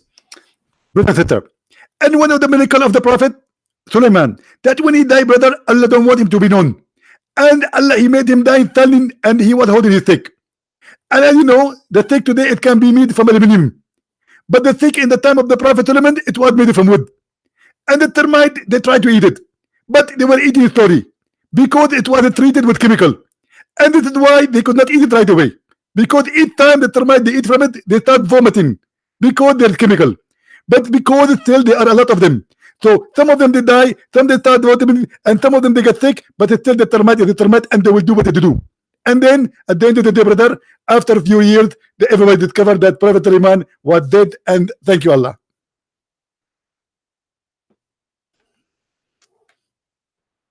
I mean, the termite, what you can do? Termite, they do what they do. That's what they do. That termite.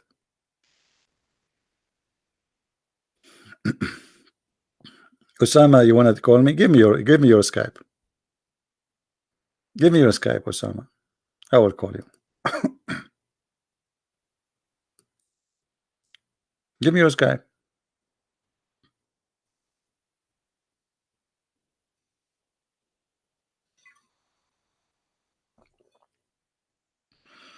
Give me your Skype before the termite they eat your Skype or your microphone.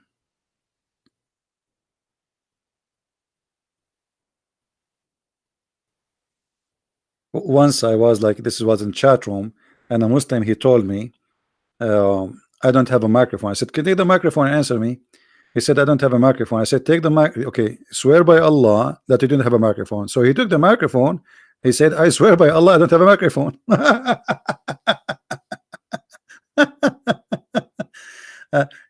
And people, they were dying. I mean, he was swearing in the text, I'm telling you I don't have a microphone.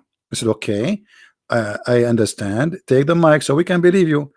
Okay, say something that you don't have a mic, swear by Allah. So he took the mic and he said, I swear by Allah I don't have a microphone. So we said, okay, so how we heard you? Are you using your printer? He said, what? Oops. Oh, okay. And he ran away. So Usama, are you going to use your microphone, or this is like a, you want to show your girlfriend that you are a hero? I want to call you, Christian Prince. You're right. Now give me your Skype. What are you waiting for? I understand. The termite they ate your microphone.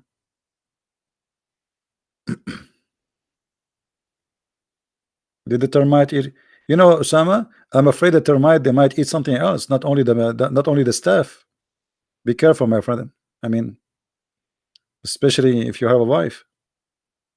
Look like the termite they eat anything is you know. So Allah knows what else they will eat. Today they start with the staff of Suleiman. They might end with your I mean microphone. What happened to Usama? Usama was flooding the text. He wanted to debate me, and now he's dead. You are downloading Skype. You are downloading Skype. Is that something will take 10 hours?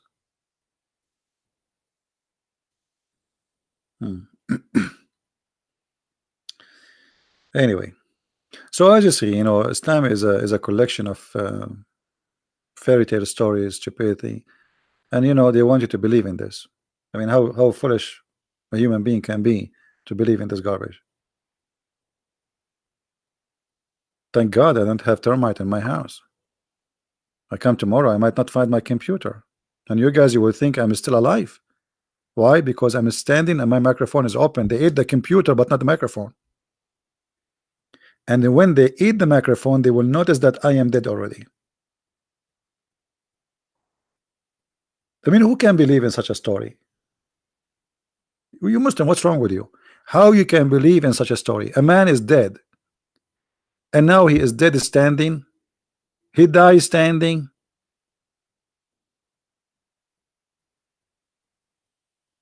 And the reason he did not fall down because he was holding his staff. Now, I mean, who's crazy here? If a person he die, he can stay standing because he is holding his staff. Why? His staff is going in his hand or going inside his okay.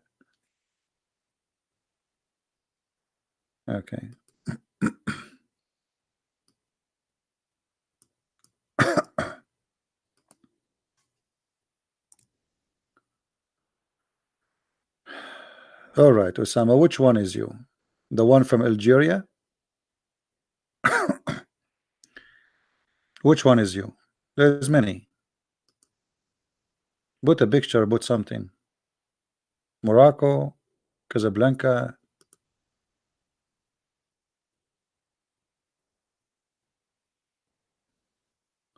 Okay, I searched for his name. There's many Osama, the same name. I got it, my friend, but still there's many Osama. There's like 100 of them. Which one?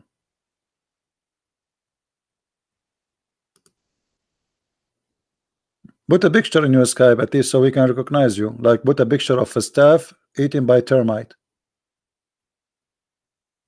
What do you think?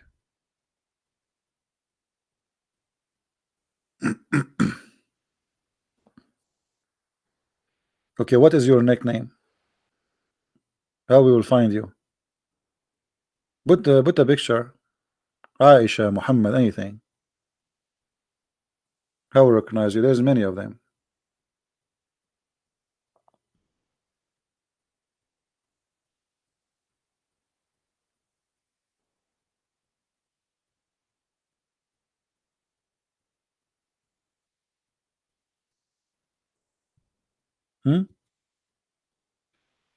We are waiting for you, Mr. Osama. I hope the termite will not eat you too. You know, once I was debating a Muslim, and he told me he needs just 5 minutes to go to the bathroom. That was 10 years ago. Until now, he never came back. And actually, until now, I'm thinking about it. I mean, what happened to this guy? Do you think the termite ate him? He sit in the bathroom, and because he never came back, he was a sheikh. The debate gets so hot, and I barbecued him.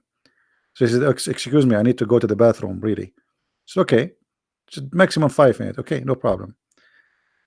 First year, second year, third year, more than 10 years actually. Until now, I could not find the guy back. Okay, let's search for you by the email. Let us see if we can find you by email. I'm not sure.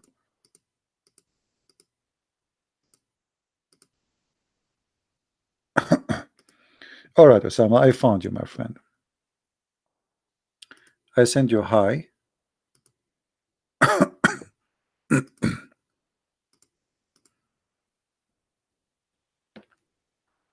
I will call you right away, Mr. Osama.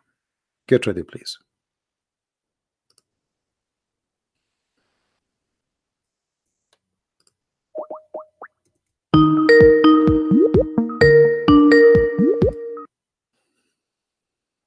Hello? Yes, Mr. Osama, how are you?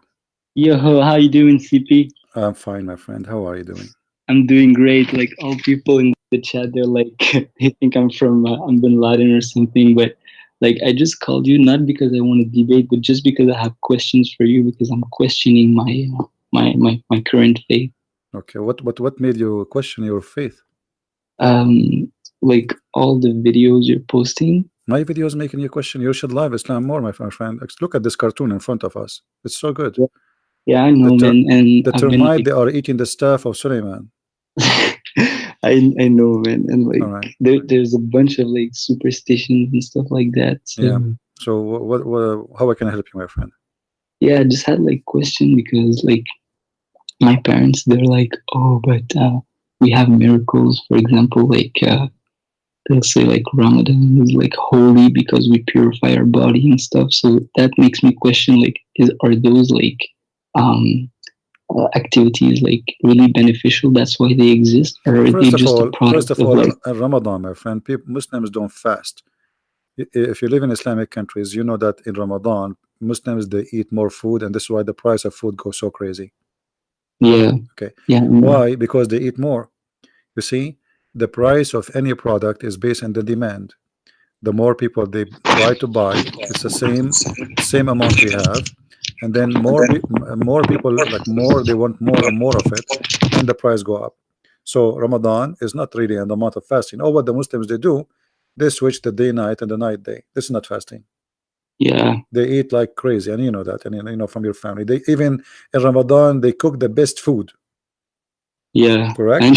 So what is it? Yeah, and I mean, it's very funny because Ramadan is the month where every family in the broken. You know. Yeah. No, you're right. Yeah, I remember actually. You know, I am from the Middle East myself. I remember how many families, especially from those who they are not worthy.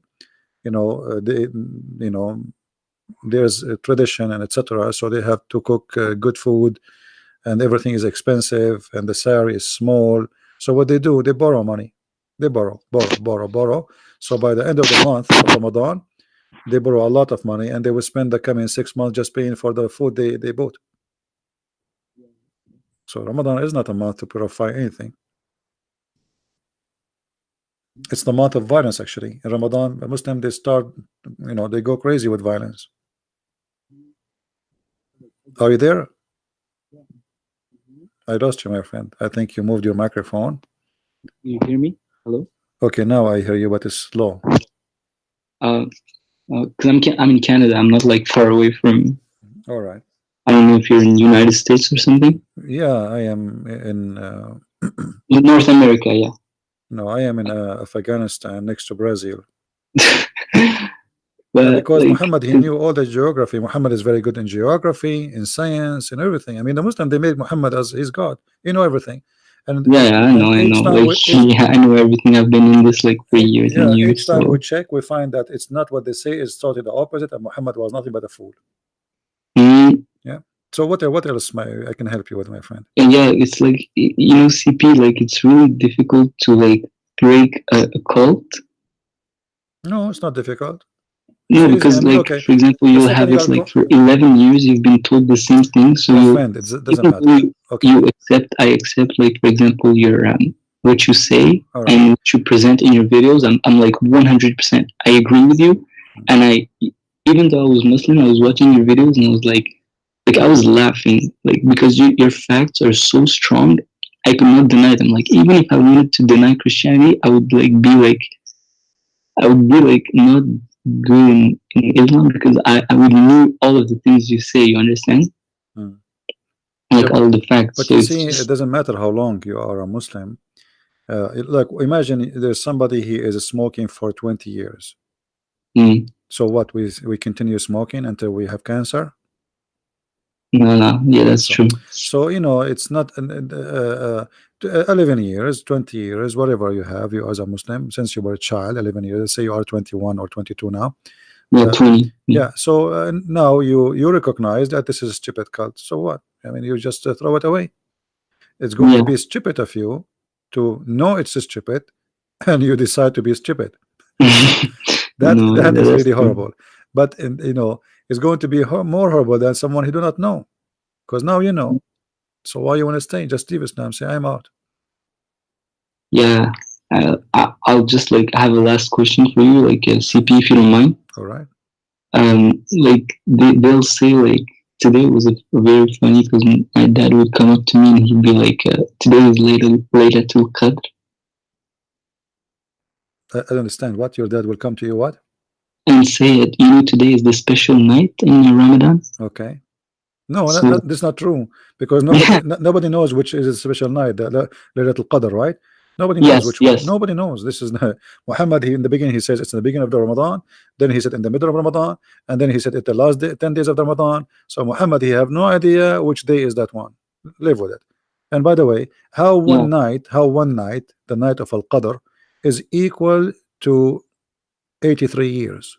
yes, yes. That's what he told me That's today. I mean, crazy. So now So I am spanking Allah for all my life, and now I'm going to pray to Allah in this night, and that will give me deed of 83 years. mhm, I know. Because in the beginning, I was like, yo, CP is like saying bullshit. This is crap. And then I watched a lot of your videos, and at the end, I was like, you know what? This guy is actually right. He's not saying stupid things. And I even wanted to call you. Like, I sent you a lot of messaging on Instagram. I was like, yo, I'm ready to like leave. And I just have like a Yeah, few I questions don't left. answer in Instagram. Sorry, I don't answer anyone because there's too many people when I text me. You see, Yeah. I only even forbid Christians from calling me. I don't know if you witnessed that, but because if everybody wanna text me, it's endless. So Yeah. only Muslims who need help, we talk to them, and you are one of them. Yeah. No. So now, what But, did you decide to leave Islam or not yet? yes. Yes. That's wonderful, I'm my friend. officially That's out. wonderful. So your name is Abdullah? Yeah. Osman. Okay, Osman. So you decide to leave Islam today.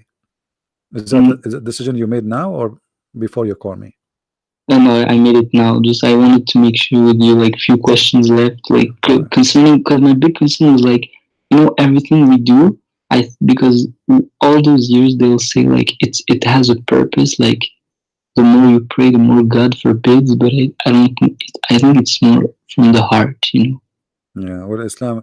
You see, sometime I ask myself, God, He created us and He gave us a special kind of gift, which is a brain, not like animals who they are programmed. They are simple. I mean, a dog is a dog. Just give him Yeah. something to play with, he start jumping. A cat is a cat. Doesn't matter what you do with her, still she's a cat. A human being is different. So how a human being who God gave him a great gift to the point he can go to the moon, he can see the stars, he can create a lot of things, how he can believe in such a stupid thing? Yeah. So a human being, we were talking about mind control. Like a human being, he reached in a space where he feel like if he leave this space, he will not be comfortable. Like if you are a person, imagine you are a fish, all your life is inside a small aquarium. Yes. The aquarium have light, have toys, but it's an aquarium, it's not the real thing. But Yeah. because you're afraid from being in the ocean, you decided it's better to be inside the aquarium because you're afraid from freedom. Mm. It's like somebody, he was in jail for a long time, and now you say to him after 50 years in jail, I will let you go. He will say, where I will go? What I will Yeah. do? You will feel like a bit lost. Yeah, he will be lost, totally lost. Actually, Mm. there is a like I don't know if you heard of it. Like somebody, he can kidnap maybe a woman. He kidnap her, he jail her for a year, 2, 3, 4, 5, and then even if he left the door, she don't run. Yeah. You know, this is a control of the mind because he is used to something and he's afraid from changing it. He is under control. So a Muslim who is under the control of a cult, even if he notice that this cult is a cult, still he will be afraid of the change because the Mm. change is kind of what this change will bring to me. Yeah, it's a bit difficult in the beginning to have Yeah, that change. but the change, my friend, is good, especially if you know that this is wrong. I mean, Mm. you see, me myself, since I was a teenage, Yeah, I have a friend who smoke.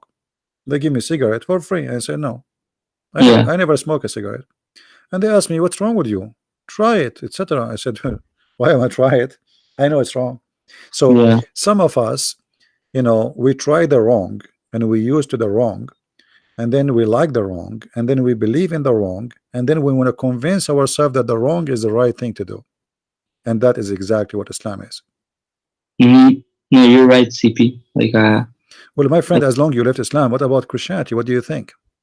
Yeah, that's what I was going to ask you. Like, I have a few questions for you, if you don't mind. Like, I don't want to, like, if you have time, sure. for you to answer my questions. To help you, my friend. I'm here like, to help you. How do you actually, like, pray now that you don't do, like, rak'ahs all the time? No, we don't. You see, in Christianity, those things are nothing to do with God. How to pray, what to say, because prayer is supposedly as a spiritual relationship between you and God, correct?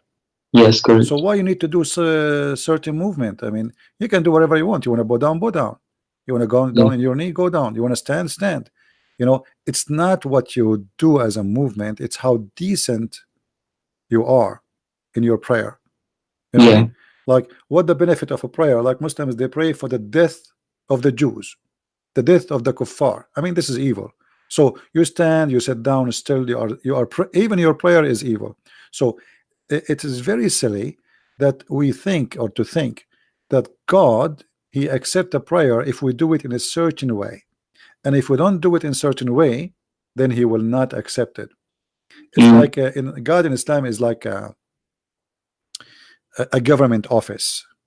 He says to you, did you sign this paper from the department behind? No, sir, that not okay. Don't go downstairs, go to the second floor, ask for a guy, his name is Abdul Muhammad, let him sign it for you, and then you go to the second room, the secretary, and let him put a number for it, and then go to the third room. And this is not God.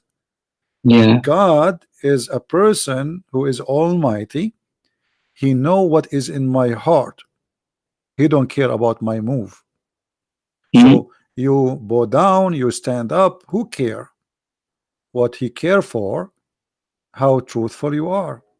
Yes. This is why Jesus, he said, it's not what make, like it's not what you eat make you dirty. It's not what go inside your mouth, it's what come from your mouth. So Islam teach you the opposite. It is what go inside your mouth make you dirty. Okay. Yeah, no, that's and right. Here you see clear the wisdom of Christ. This is true. It's not what go inside your mouth make you dirty, it's what come from your mouth that makes you because if you eat whatever, and you speak good, that's what people want from you. Otherwise we are not clean. I mean, you see, even if you take a shower all day long, you are sweating every second in your life. If you don't sweat, actually that's mean you are dead. And you have a bad smell inside you. You have gas, you have dirt, you have poo-poo. I mean, so how you can wash yourself? I mean, this is just it's not really, it's not real. But I can accept that when we speak to God, we should I mean, okay, you want to go to meet a friend, or you go to a wedding party, you dress the best of your clothes, all right, you get it clean, okay. So what about seeing God? So when we see God, we should not be dirty and filthy, and we should not be dirty anyway. We should always be clean. So this is not about just seeing God. We should be always clean. However, clean in a spiritual way is not what you eat. It is what you do and what you say. And is it also what you believe inside you? Like, what do you think? For sure, because what you say should be about, you see, this is what Jesus said. It's not what go inside your mouth, what come from your mouth. And what come from your mouth is who are you? If what from your mouth come is a lie, it's mean you are a liar. If what come from your mouth is a truth, it's mean you are truthful. So it's your mouth, make you who you are. And for sure your mouth will come with an action, an act you do, things you behave, your belief, everything. So Christianity is totally different from Islam. We don't have anything really to share. Muhammad, he focused in silly stuff because he don't want you to focus in the important things. Who Because cares? I would hear like all the time, you know, from when you go to mosques and you assist to like what they preach, they'll say like, oh, we're better because you see Christians don't even pray. We pray 5 times a day, and they'll be That's proud false. of that. Actually, nobody pray as much as the Christians, because we as a Christians, we pray every second, every step. If you are a Christian, you pray whatever you do, you know. But we don't. Yeah. Jesus says, when you pray, go to your closet and don't be like the hypocrites. So Jesus, he forbid us from telling and speaking about our prayer. You see, I never said, hey guys, I'm going to go to pray now, because this is something private. And the Messiah, he was aware of the Jews at that time who pray in the corners. Okay. Don't be like the hypocrite. This is exactly what the Muslims they do. Yeah, you'll see them like in street and everything. Not only in the street. I mean, you see the taxi driver, he put he go in the top of the taxi, and everybody from far away want to see him now, because you know. So if you go to Matthew chapter 6, it says, and when you pray, don't pray like the hypocrites. This is Jesus' order that we should not do that. What the hypocrite do? They go, he said, the hypocrite who's standing in a synagogue and on the street, and you know, because in the corner of the street, not only in the corner, because in the corner of the street, like this street can see you and that street can see you, so you can get the maximum, right? So don't be like them. So Christians pray, absolutely we pray, but we are not, we've been ordered not to be hypocrite. Yeah. Islam is about hypocrisy. So a Christian would be praying like every time of the day, like he'd wake up and be grateful to God. I don't like to tell about myself, but before I start my show, I pray. Okay. You know, I eat, I pray. Yeah. But I'm not going to tell my people what I say. This is private between me and my Lord. I drive my car. I drive my car. I turn the key. I pray. All right. Okay. I say like, okay, Lord, I open the door of my car. I mention the name of the Lord. But this is not. This is. I'm not telling you this because I never said that to anyone, and nobody heard from all those who hear me what I do, because we are not allowed to brag about. And you know, if I pray still doesn't make you a good man, because what if I pray but I do, okay, I say okay God, etc., and then after 2 minutes I do something wrong, you know. So prayer does not prove that you are a good person anyway. It can be a cover up for a filth you do, you know. Yeah, that's true. So you can be a child molester, but you you know, you okay, I wanna be a priest, so now people they trust me, and I can you know, they send their kids to me so I can molest them like Muhammad, but he is a priest supposedly. I saw the hadith from your video when he said he married a 6-year-old girl. Yeah. So what I'm saying, a uniform does not present who you are, because many people, Jesus said, be aware of false prophet. Many will come to you in the clothes of a sheep, but in fact they are wolves. So prayer, public prayer, can be a uniform, a clothes of a sheep. You know, just to make you believe in something, to make you believe that okay, this person is a good person. So you think they're good, but in reality, yeah, because okay, why you are praying in front of me to show me? I mean, what are you trying to do? This is between you and your God. Yeah. You know, it's a show time. So actually, let me get you the verse from the Bible, so you see what Jesus says about that. Yeah, I'm watching the screen right now. Okay, I will show it to you on the screen. Give me a second, and actually, I will play an audio so people they can see what we are talking about. All right. And after that, CP, if you don't mind, I would just like to ask you a question about like your book about the Quran and science. No problem. Okay. Give me a second, please. Matthew 6. Take heed that ye do not your alms before men, to be seen of them. Otherwise ye have no reward of your Father which is in heaven. Therefore, when thou doest thine alms, do not sound a trumpet before thee, as the hypocrites do in the synagogues and in the streets, that they may have glory of men. Verily I say unto you, they have their reward. But when thou doest alms, let not thy left hand know what thy right hand doeth, that thine alms may be in secret, and thy Father which seeth in secret himself shall reward thee openly. And when thou prayest, thou shalt not be as the hypocrites are, for they love to pray, standing in the synagogues, and in the corners of the streets, that they may be seen of men. Verily I say unto you, they have their reward. But thou, When thou prayest, enter into thy closet, and when thou hast shut thy door, pray to thy Father which is in secret, and thy Father which seeth in secret shall reward thee openly.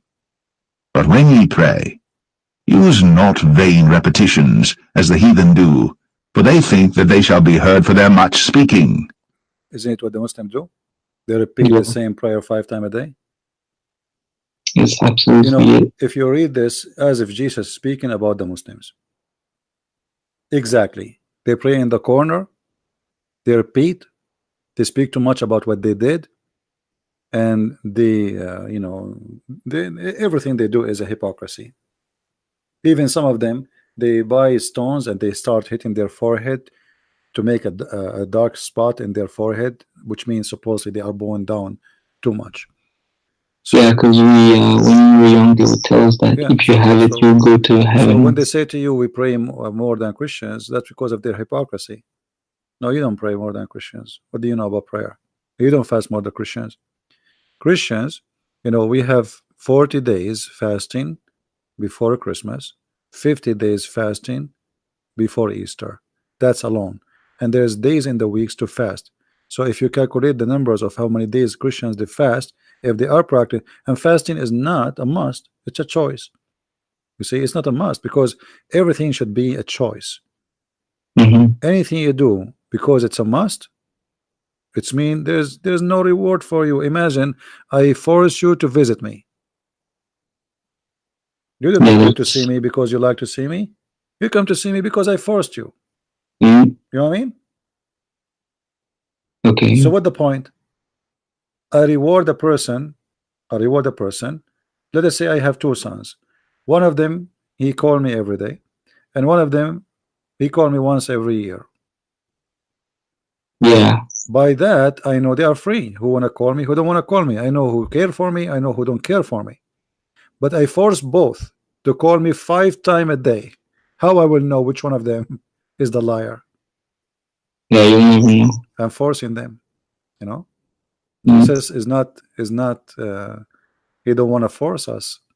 He want decent. He don't want hypocrites. So if you give with the right hand, don't show the left hand.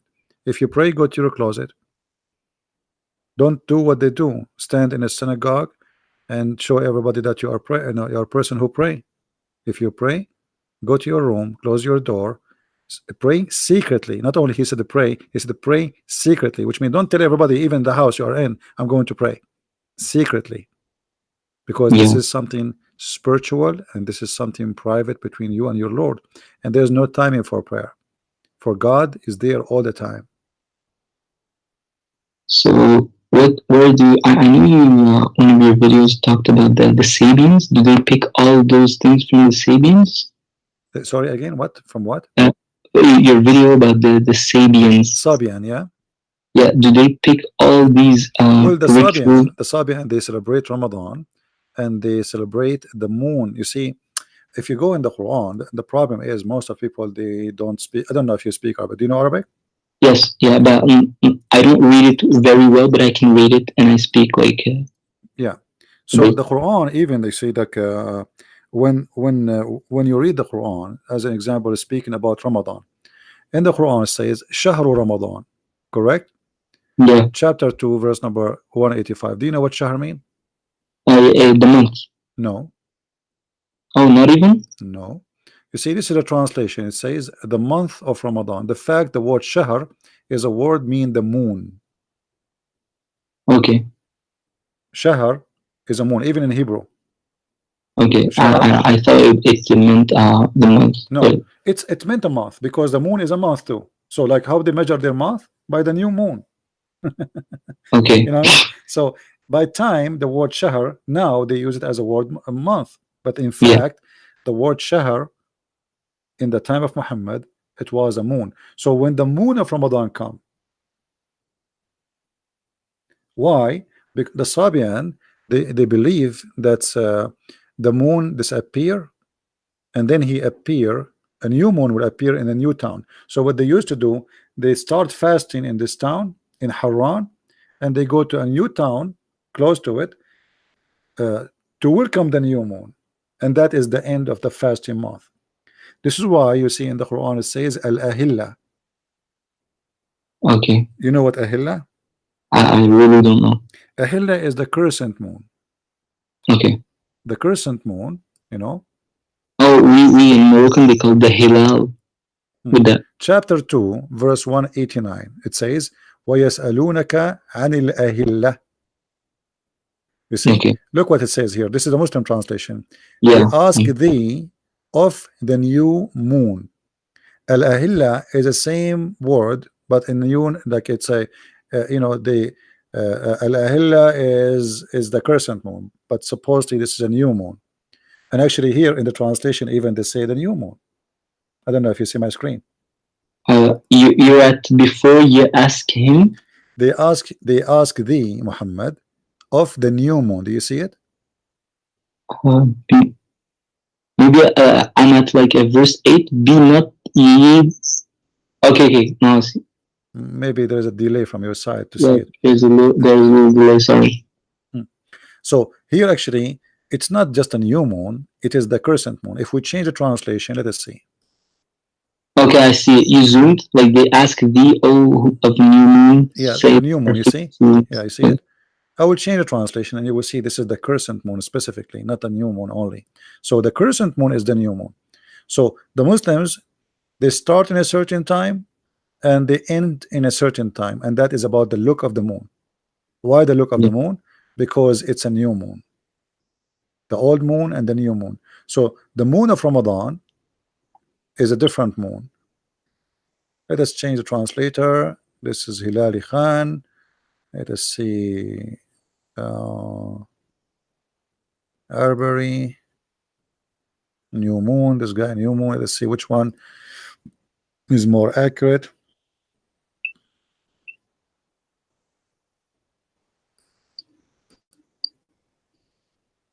All of them, they are new moon here, but it should be the crescent moon, not the new moon.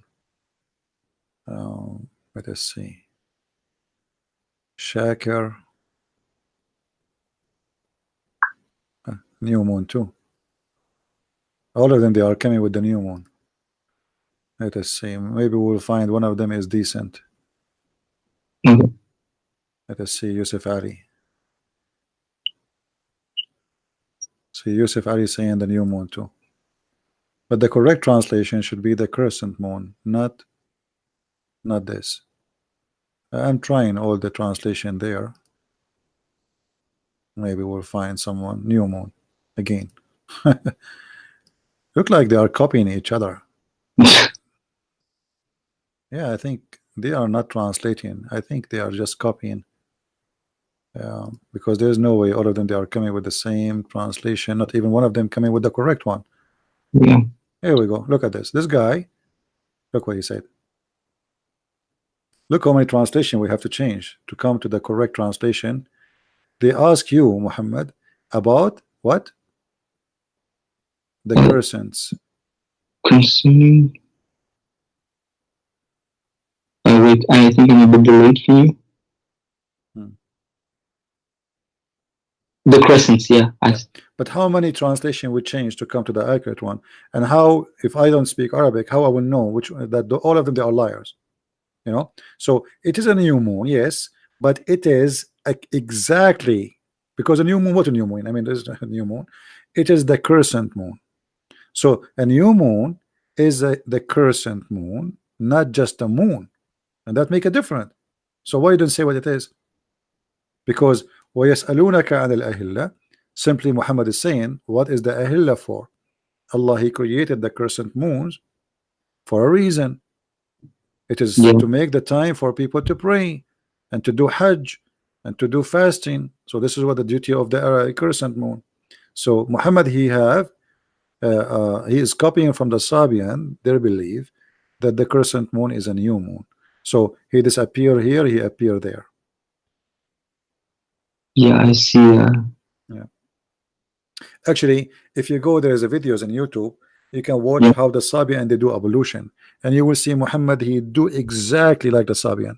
Yeah, exactly. I saw the video, and that really made me like. I was like, what the hell is happening here? Yeah, he copied exactly from the Sabian. He the same way the Sabian they do exactly. you know. Because like And not only that, one of my Christian friends showed me. not only that, you see, there is the Sabian, the Christians, John the Baptist, they were practicing baptism. So the Sabian, they have their own baptism. The Christian, they have their own baptism. Muhammad, he did not take baptism of the Christians. He took what it's called Sibagha. What Sibagha? Sibagha is the baptism of the Sabian. This is what they call it. They don't call it baptism, they call it Sibagha. If you go in the Quran, you will find Muhammad even saying that the best one who do baptism is Allah, for Allah is a Sabian. Allah is the God of the Sabian. Okay. That's just I'm reading the screen at the same time, so I will try to find the verse.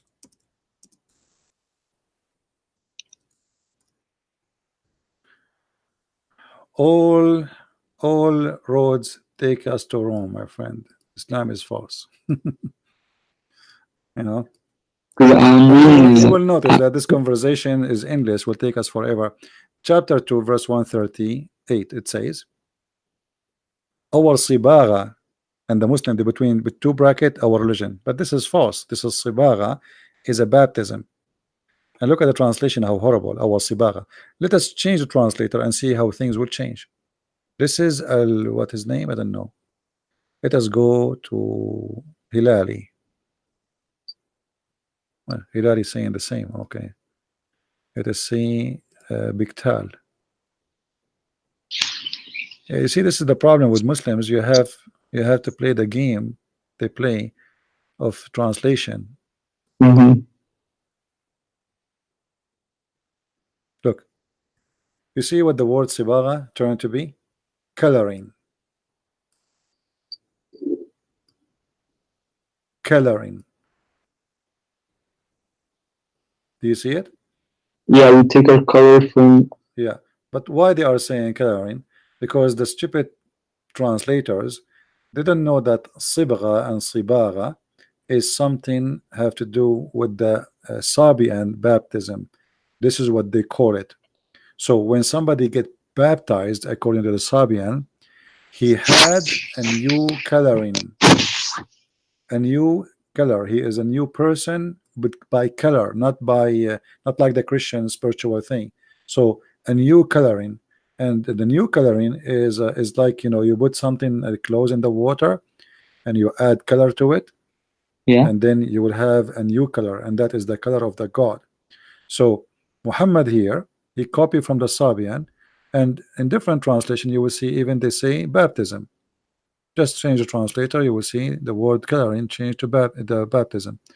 Let us see CIRA International and say ours is the religion of Allah. Look at translation. I mean, this translation is funny. Unbelievable. What? Look at the translation. I mean, it's horrible. You have to flip all over to find a translation which can be decent. Unbelievable. Color. Color. It is not color. It is baptism, but the baptism of the Sabian. Let us see. Biktal. Did we try Biktal? I don't know. Is it really trying to changing? Let us see. I mean, I think all of them, they copy each other. Nobody want to use his brain, or I don't know even if they speak Arabic. Here we go. Look at this guy. See, suddenly it changed. It's our baptism. The baptism of Allah. And who can do better baptism than Allah? Do you see it? Yeah. Receive the baptism of Allah, and who is better than Allah in baptizing and him doing so? But Muhammad never practiced baptism, so how that can work? So what Muhammad he claimed, because he is in the beginning he was a Sabian, he claimed that Muslims, they do not need baptism by water. For Allah he baptized you. And the reason Muhammad he come with this fabrication, because he claim whatever he claim, I mean nobody can challenge him. Same time he didn't know how to do it. I mean this is something the Sabian they do, and he don't practice it. He do not know what it is, but he knew the Sabian they do baptism. So Muhammad he have to come with something similar. So he said, okay, we have baptism too, but we have the baptism of Allah. And because he would just take things of other people, he copy from everybody, and because he is a person who live in the desert, which water is not all over, where he's going to do baptism to you? So there's no river, there's nothing. So okay, the baptism is baptism of Allah. Take it short. No. Yeah. So what do you think, Usman, about accepting Christianity? Yeah, I think I'm absolutely accepting. So you accept the Lord, the Messiah, as your Lord? Yes. All right, that's wonderful. I'm really happy for you, my friend. Thank you. But do you really believe, or you're just saying that? No, I really do. Like I'm not calling you like the first time. I was watching your videos a long time ago. So you believe it actually took me a while to consider everything, and I was already accepting. I just wanted to call to just talk with you. That's wonderful, my friend, because remember, Christianity is not the same as the cult of Islam. You know, you say Shahada and that's it. You cannot fool God. You cannot fool, you cannot bribe, you cannot lie to God. So never say I believe unless you believe. Yeah. Don't say I believe to make somebody happy. Don't say I believe just to make yourself happy. Just say what you believe, because you cannot, even now you say you believe in Jesus, if you don't believe, still you are not really a believer. I'm just telling you, you know. So you really believe from your heart that the Messiah Christ is your Savior? Can you repeat simply, because do you really believe from all your heart that the Messiah is your personal Savior? Yeah, I really do believe it. Christian. I mean, do you believe in that in the Father, the Son, the Holy Spirit, one God? Yes. Do you believe in the death of the Messiah and his resurrection? Yes, because he like purged all our sins. Do you believe that he is coming back? Yeah, at the end of our days. Well, my friend, your Lord, your Savior, he will be happy to have you, and the Bible says a happiness will be in the kingdom of God. Rejoice will be in the kingdom of God, for one soul is coming back to him. So I'm really happy to have you today, and everybody, all the Christians there, they are so happy to see that Usman, he left Islam and he decided to accept the Messiah. Do you have any questions about Christianity you want to know? What's your like? I know I'm going to read like even more to understand, but what's your thought, CP, on death? Sorry, say again. What's your thought on death? What happens, like, because you know in Islam it's like paradise and you get like rewards and stuff, but I know it's not that. Oh, you mean after death, like in heaven, what we will have as a reward? Yes. Well, no, like what will happen? Yeah, the Messiah, he says, he and she, they will not get married, which means there's no sexual relationship in heaven. For we will be the same as angels. And you know, always when you read the words of the Messiah, you have to think deep. Don't just take it from as words and that's it. So when he say, because they will be the same as angels, you see, what angels about? Angels are creatures made of light. They have no needs, no food, they don't get tired, they don't get sick, they are happy. And then we will be the first thing the Lord he grant us our freedom. We will be the same as angels. In Islam is the opposite. You will be addicted to sex, addicted to food. And you used to have sex once, maybe a day or every 2 or a week in the earth. Well, in the heaven of Allah, 24 hours 7 days a week having sex. You used to eat a little bit in the earth. In the heaven of Allah, you are doing nothing but eating and sex, and he promised you bracelet, gold, silver. All of this is satanic. Christianity promising you happiness which nobody can describe, for it's have nothing to do with gold. You see, anything physical is temporarily. Sex is something temporarily. So you might get a pleasure for some time, but still it is temporarily. If God is the one who created whatever happiness we have, can God create something better? What do you think? Something better than what we have on Better earth? than we have in earth, for sure he can, right? Yeah, So of course. why the Quran limited to sex and food and sandwich and birds? What is that? So God who created us, he can grant us happiness which we never saw like before. Since when happiness is about the food we eat? So if God he created little tiny cells in our tongue which is connected to our brain to make us taste and enjoy food, can God make us taste different kind of joy? Have nothing to do with food? Absolutely he can. So Christianity does not focus in the belly and the stomach and the private part. Christianity focus in different kind of happiness, because you will be the same as angel. Your happiness is noble, your happiness is high, your happiness fit with the house you live in, which is the house of God. So because we will be with God and the Lord he will be with us, our rejoice will be from his rejoice. So something you cannot explain and you cannot give example of it, because Yeah. it's beyond what we can explain. So what Christianity is about is not about God will give me a bracelet like the Quran, or a couch, or a pillow, which is very silly. Christianity is about being with God alone is a new life. Just being there, because you will be a new creature, a new creation. You will be a different person. So Islam describe happiness based on a garden, a bunch of guys sitting with women, having sex, drinking wine, river of wine. I mean, even wine is river, not in Baal no more.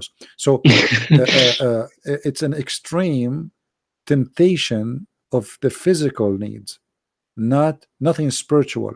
Even Muslims in the heaven, they will not even pray. There's no prayer. Christians in heaven, they will be rejoicing with the Lord, which means everything they say is the same as a prayer, but it's happiness. This is something they cannot describe. So we cannot really compare between what you will have in the heaven of Muhammad and what we will have in the true heaven of the Messiah, for we have nothing to share. Yeah. And you know, look, if you look at this verse as an example, chapter 18 verse number 31, Allah promised you that in the garden you will have a bracelet from gold, and you will wear a green garment made in Iran, in Persia. I mean, what kind of God this God is? I will go shopping to the mall and come back with those right now. I can get a bracelet from gold. I can get a green garment from silk. I will order from Amazon. Take me 24 hours to have it. And a couch, even pillows, you know. So we cannot compare. You see, when you believe in the Messiah, forget everything you learned about Muhammad. It's just a stupid cult. Happiness in Christianity is different happiness. God in Christianity is different God. Decency is different decency. You see, when Muhammad he says adultery is forbidden, but then he allowed you to change your wives every few days, even the same day you can divorce as many as you wish, and then he allowed you to do muta. And then, I mean, where is decency? You say there's no adultery, but yet you what he did, he just gave adultery different names to legalize it. Zawaj urfi, zawaj friend, all of those, they are called zawaj al-muta. They are called marriage, but in fact they are not marriage. They are just sexual relationship. This is why a Muslim man, he marry any woman, anyone, even doesn't matter who you are, because all of him is just it's just sex. It is just sexual. There's no marriage. In Christianity, marriage. Now you became a Christian, I advise you to go to church, and you should learn the Bible and educate yourself, and then when the moment is ready, you should do baptism. And the reason I say to you should do baptism, because baptism will make you always, like you just devoted yourself to be Christian. Baptism is like I now announce myself not only by words, by action, that I am a new person, and the Holy Spirit will be always with you. So I advise you to find some Christian friends, and if you don't have, maybe I can find you some in where you live, and you can go to churches and you can learn the Bible, you can read, and then when it's time, when you feel it's time for you, you are ready, you should do baptism. Okay. And I wish I am close to you, I will do baptism to you by myself. And it's Because with the water and... it's at the end of the day, it's not a priest who baptize you, it is God himself who baptize you. Okay. The Christian who baptize a new Christian, he is just a witness for the Holy Spirit coming and being with you. So we are just witnesses for an amazing event where you receive the Holy Spirit, which means the Spirit of God, to accompany you to eternity, not only you die. So this is something very important to do, and I encourage you to do it. But as I said, when you are ready, read the Bible, get closer to the Lord, and when you feel it is time to do it, but you should do it. All right, but you are the one who make decision when you should do it. Yeah. All right. Yes. Anything else, my friend? I wanted to ask you, oh my God, I had one last question, because this one was a more funny one, because I know you know like a lot of you wrote your book about the science and the Quran. Yeah. And I heard recently from one of my family members that the speed of light was written in the Quran in some way. And so I thought it was very fun. So I wanted to know what's your thought on this, and what do you know about this? Yeah, I made a video about it just, I think, 2 days ago, correct, guys? I think 2 days or 3 days ago, speed of the light. So if you watch a previous video, if you go to Patreon, maybe 2, if somebody can remind me, if somebody can give him the link in the chat, please, so he can watch it. We spoke about this. This is a false. What speed of light? Because if the speed of the light is the speed of the angels, that would be funny, because that means we know where Allah located, and if in 1,000 light, 1,000 year, we can reach the location of Allah, that's mean Allah is inside the Milky Way. You know what I mean? So that's really funny, because supposedly Allah is above all the 7 heavens. So same time, the Muslims, when they try about the speed of light, if this is the speed of the light and Allah is light, that's mean Allah is limited to his speed too. Yeah. Isn't it the Quran says that Allah nurus samawati wal ard? Allah is the light, he's a light. So if the Quran, by the way, never spoke about the light speed, spoke about the angels going down and going back in a day to Allah, equal to 1,000 years for us. But that will be a problem for Muhammad. Why? Because if Muhammad received the first verse today, that's mean the angels, in order to give him the second verse, they have to come back after 2,000 years. You know what I mean? Because they're going to heaven and coming back. One day to Allah is 1,000 to us. Okay, wonderful. So now, in order to go there, they need 1,000 years to go. In order to come back, they need 1,000 years to come back. That's mean if Muhammad receive a message today, Angel Jibreel, he should come back to him 2,000 years after. Okay, yeah. Which is stupid. Secondly, if the light speed is what is the speed of the angels, then how Muhammad he went to the 7th heaven with the angel in one night? Yeah, that doesn't add up. Do you remember the story when Muhammad he went to the 7th heaven with the Jibreel? Yeah, Jibreel, he took him there. Okay, so when Jibreel he took him, Jibreel is an angel, and he have the speed of the light. Okay, yes. So if it take 1,000 years to go to Allah, how Muhammad he went with the angel Jibreel, who have a speed of light, which is mean limited speed, in 8 hours and come back? You see here the story in front of us. This is Sahih Bukhari, this is Sahih Muslim. So Jibreel he came, he took him, he washed his chest, he cut his etc. He washed it with Zamzam, and then he took him up to the heaven. He took him to the first gate, second gate, third gate, all 7 gates. So the speed of light is the angel speed. How in 8 hours the angel in the speed of light was able to go to the 7th heaven, to the end of the world, and come back. You know, go do a little study about how far some galaxies from us, and you will laugh at this. Yeah. 8 hours is not enough even to pass nothing, you know, nothing. What 8 hours of light, speed light? Muhammad in 8 hours he went to the 7th heaven, which means to the end of the world, not only to our galaxy, to the end of the universe, where Allah live, where there's the tree of Allah, as you see here, first gate, second gate, third gate, 7 gates. So he passed 7 heavens, and all of those in a few hours. It's so stupid, you know. And this is the hadith. I will post it for you in the chat so you can read it later. Yeah, I'm reading right now. Yeah, you can read it later if you want. Okay. Anything else, my friend? Yeah, I think we covered everything. Like, thank you, man. Just like keep uploading your videos. You I can ask really me in the like them. chat, and if you have a question, feel free to ask me. No problem. Yeah. You know, I'm really happy for you that you decide to leave Islam and to accept the Messiah. And if you have any of your family want to talk to me, even if they don't want to talk in public, we can speak in private. I do that with many people, you know. So Okay. you will not be the first. So if you have your parents, your mother, your father, sisters, you know, you can be with them. You can join us in the conversation, and I will help them. You know, I will do my best. Understand you. All right. Okay. And last question. This one's a bit more personal. What pushed you to like study? Have a degree, like you say in your Instagram. Get a degree in Islamic law and Sharia law.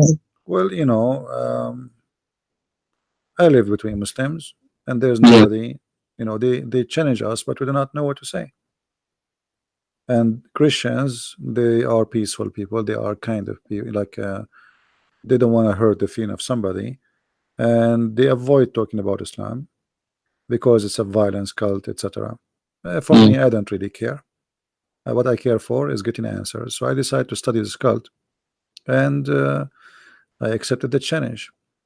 Muslims challenged me since I was a kid, and I accepted the challenge, and I defeated Islam.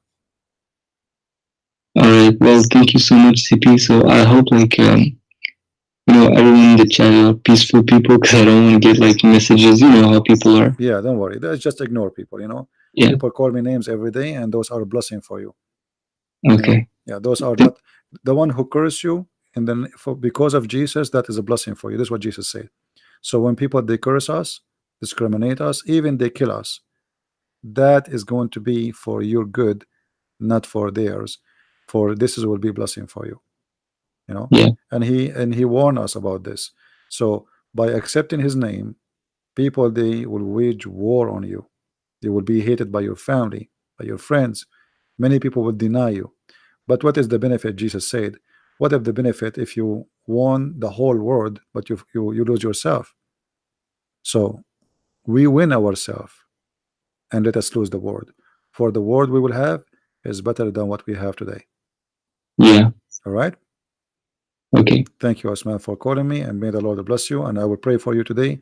Before I finish, before I sleep today, I will have a special prayer for you and to your family, because we as a Christian, we should love, and you should love your parents. You should love your family, even they are Muslims. Never hate them. We are not Muslims. Remember, love the Muslims. Don't be hateful. Don't curse them.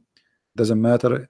Yes, they are lost, and this is why actually we should even love them, so we can be let us say the messengers of Christ, of love, to bring people to him. All right. All right. Thank you, my friend. God bless you. Thank you so much, CP. God bless you. Take care. Bye-bye. All right. Well, I'm glad I added him. In the beginning I thought like he's a person who's trying to make fun, and he's, you know, lying to me or etc. Because he want to call me. I thought he want to debate me actually. But sometime, you know, we judge don't judge the book by the cover. All right. So we are happy for Osman for leaving the cult of Islam, or Usama, sorry, Usama, his name is Usama, not Osman. So we are happy for Usama for leaving the cult of Islam, and I hope more people they will leave more and more. And I heard that Fadi, who was arguing with me a few days ago, he is like almost out of Islam. Are you out of Islam, Fadi? Did you decide to leave Islam, Fadi, or not yet? Why you don't call me Fadi? What do you think, Fadi? I invite you today to denounce the devil and to accept the Messiah as your Lord. You argue with me, you don't believe me, but I think it's time for you, Fadi, to know the truth, and the truth will set you free. What do you say, Fadi? Anyway, call me only if you feel you want to do it, but I believe it's time for you to be brave and to make a decision that Islam is not good for you, not good for anyone. I mean, look at this. Who can prove us wrong?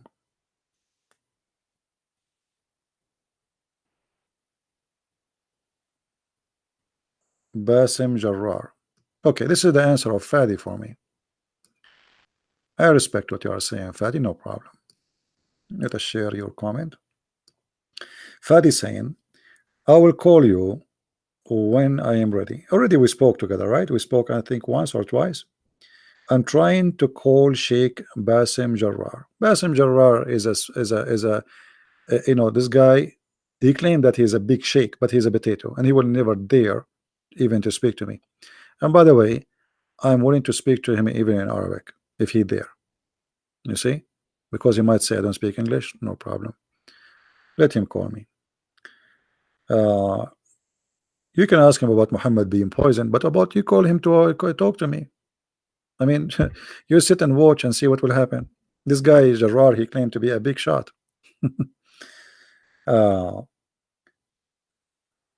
If don't get the answer, I think it's the end. My friend, the answer he will give you is the same answer we showed you before. This is how he died. He will try to give you excuses. The prophet, he died as a martyr. But this is another question. Why Allah did not save Muhammad from the Jews, yet he saved Jesus from the Jews? Why Allah, he says, if Muhammad fabricated in our name, we will cut his artery, and Muhammad died describing his death by cutting off his artery. Right? So, but always the Muslims, they try to come with excuses, but they cannot. It's endless, you know, it's like a mountains of evidence that Muhammad is a false man. Call all the scholars you know, all of them, they are liars.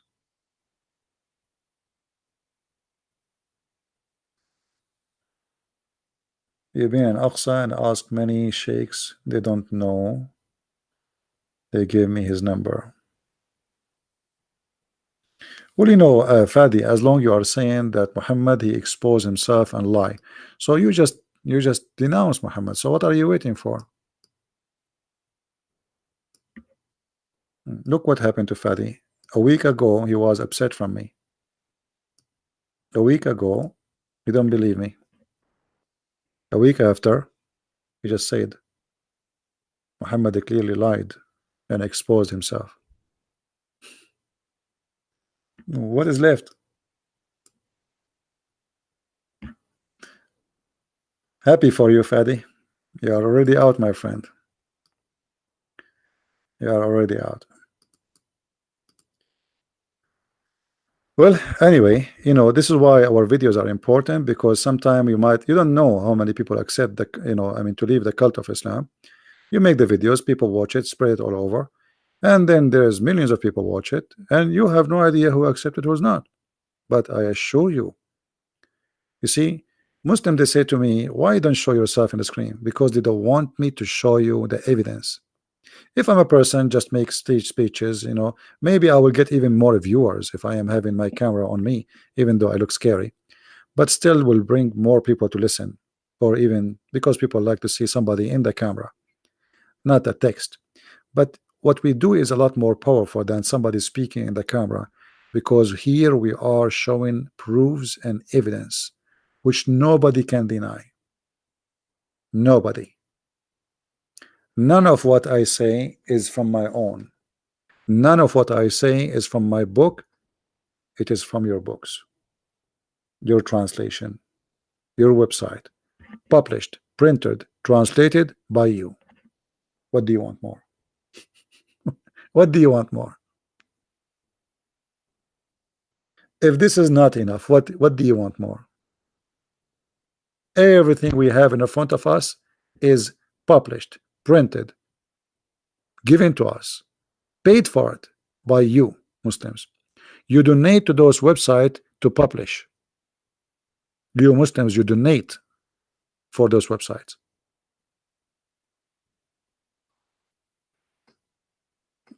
You donate for them to publish, and their publishing make you leave Islam. What do you want more? Anyway, guys, I want to say thank you for being here. I hope we will have more and more people leave Islam, like brother Usama. It's funny, he was a Muslim an hour ago, and now I'm calling him brother. And I hope Fadi too, he will accept the Messiah very soon. And already look like he is out of Islam, but we are waiting for him to call us and denounce the devil. So I want to say thank you for being here. May the Lord bless you. Don't forget, please, to download the video, share it with your friends, and if you like to read more, you can get my books from Amazon. We have my books in many languages: Spanish, German, Dutch, Swedish, French, you name it. So get my books, read, learn, educate yourself, and for sure I have thousands and thousands and thousands of videos. All is for free, so everybody can have them. So thank you all. Thank you, the Lord. Thank you, our Lord, for having Usama today, accepting the Messiah. Thank you for showing him the truth. And for us, you know, it's not me who showed you the truth, it's the Lord. Always he is presenting, and all what he said, you knock at my door, I will open for you. So today what Usama he did, he just knocked at the door of the Lord and he opened the door for him. Me myself, I'm here just to share my knowledge, but at the end of the day, the one who free you is the Lord himself, not a Christian prince. The truth, my friend, is the Messiah, is not just a book, and the truth will set you free. This is what the Lord said, and there's no better wisdom than the wisdom of the Lord. So I'm happy for Usama, and I hope we will have Usama every day, like Usama, leaving the cult of Islam.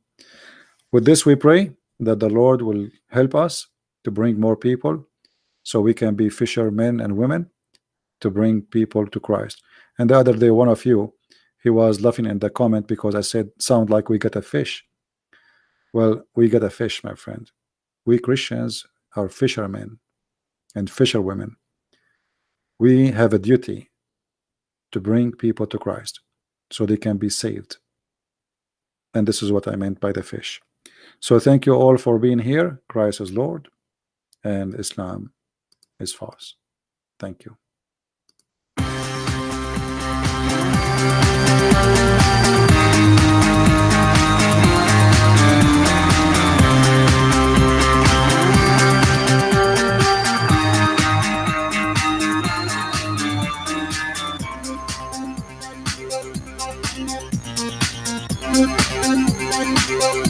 Thank you.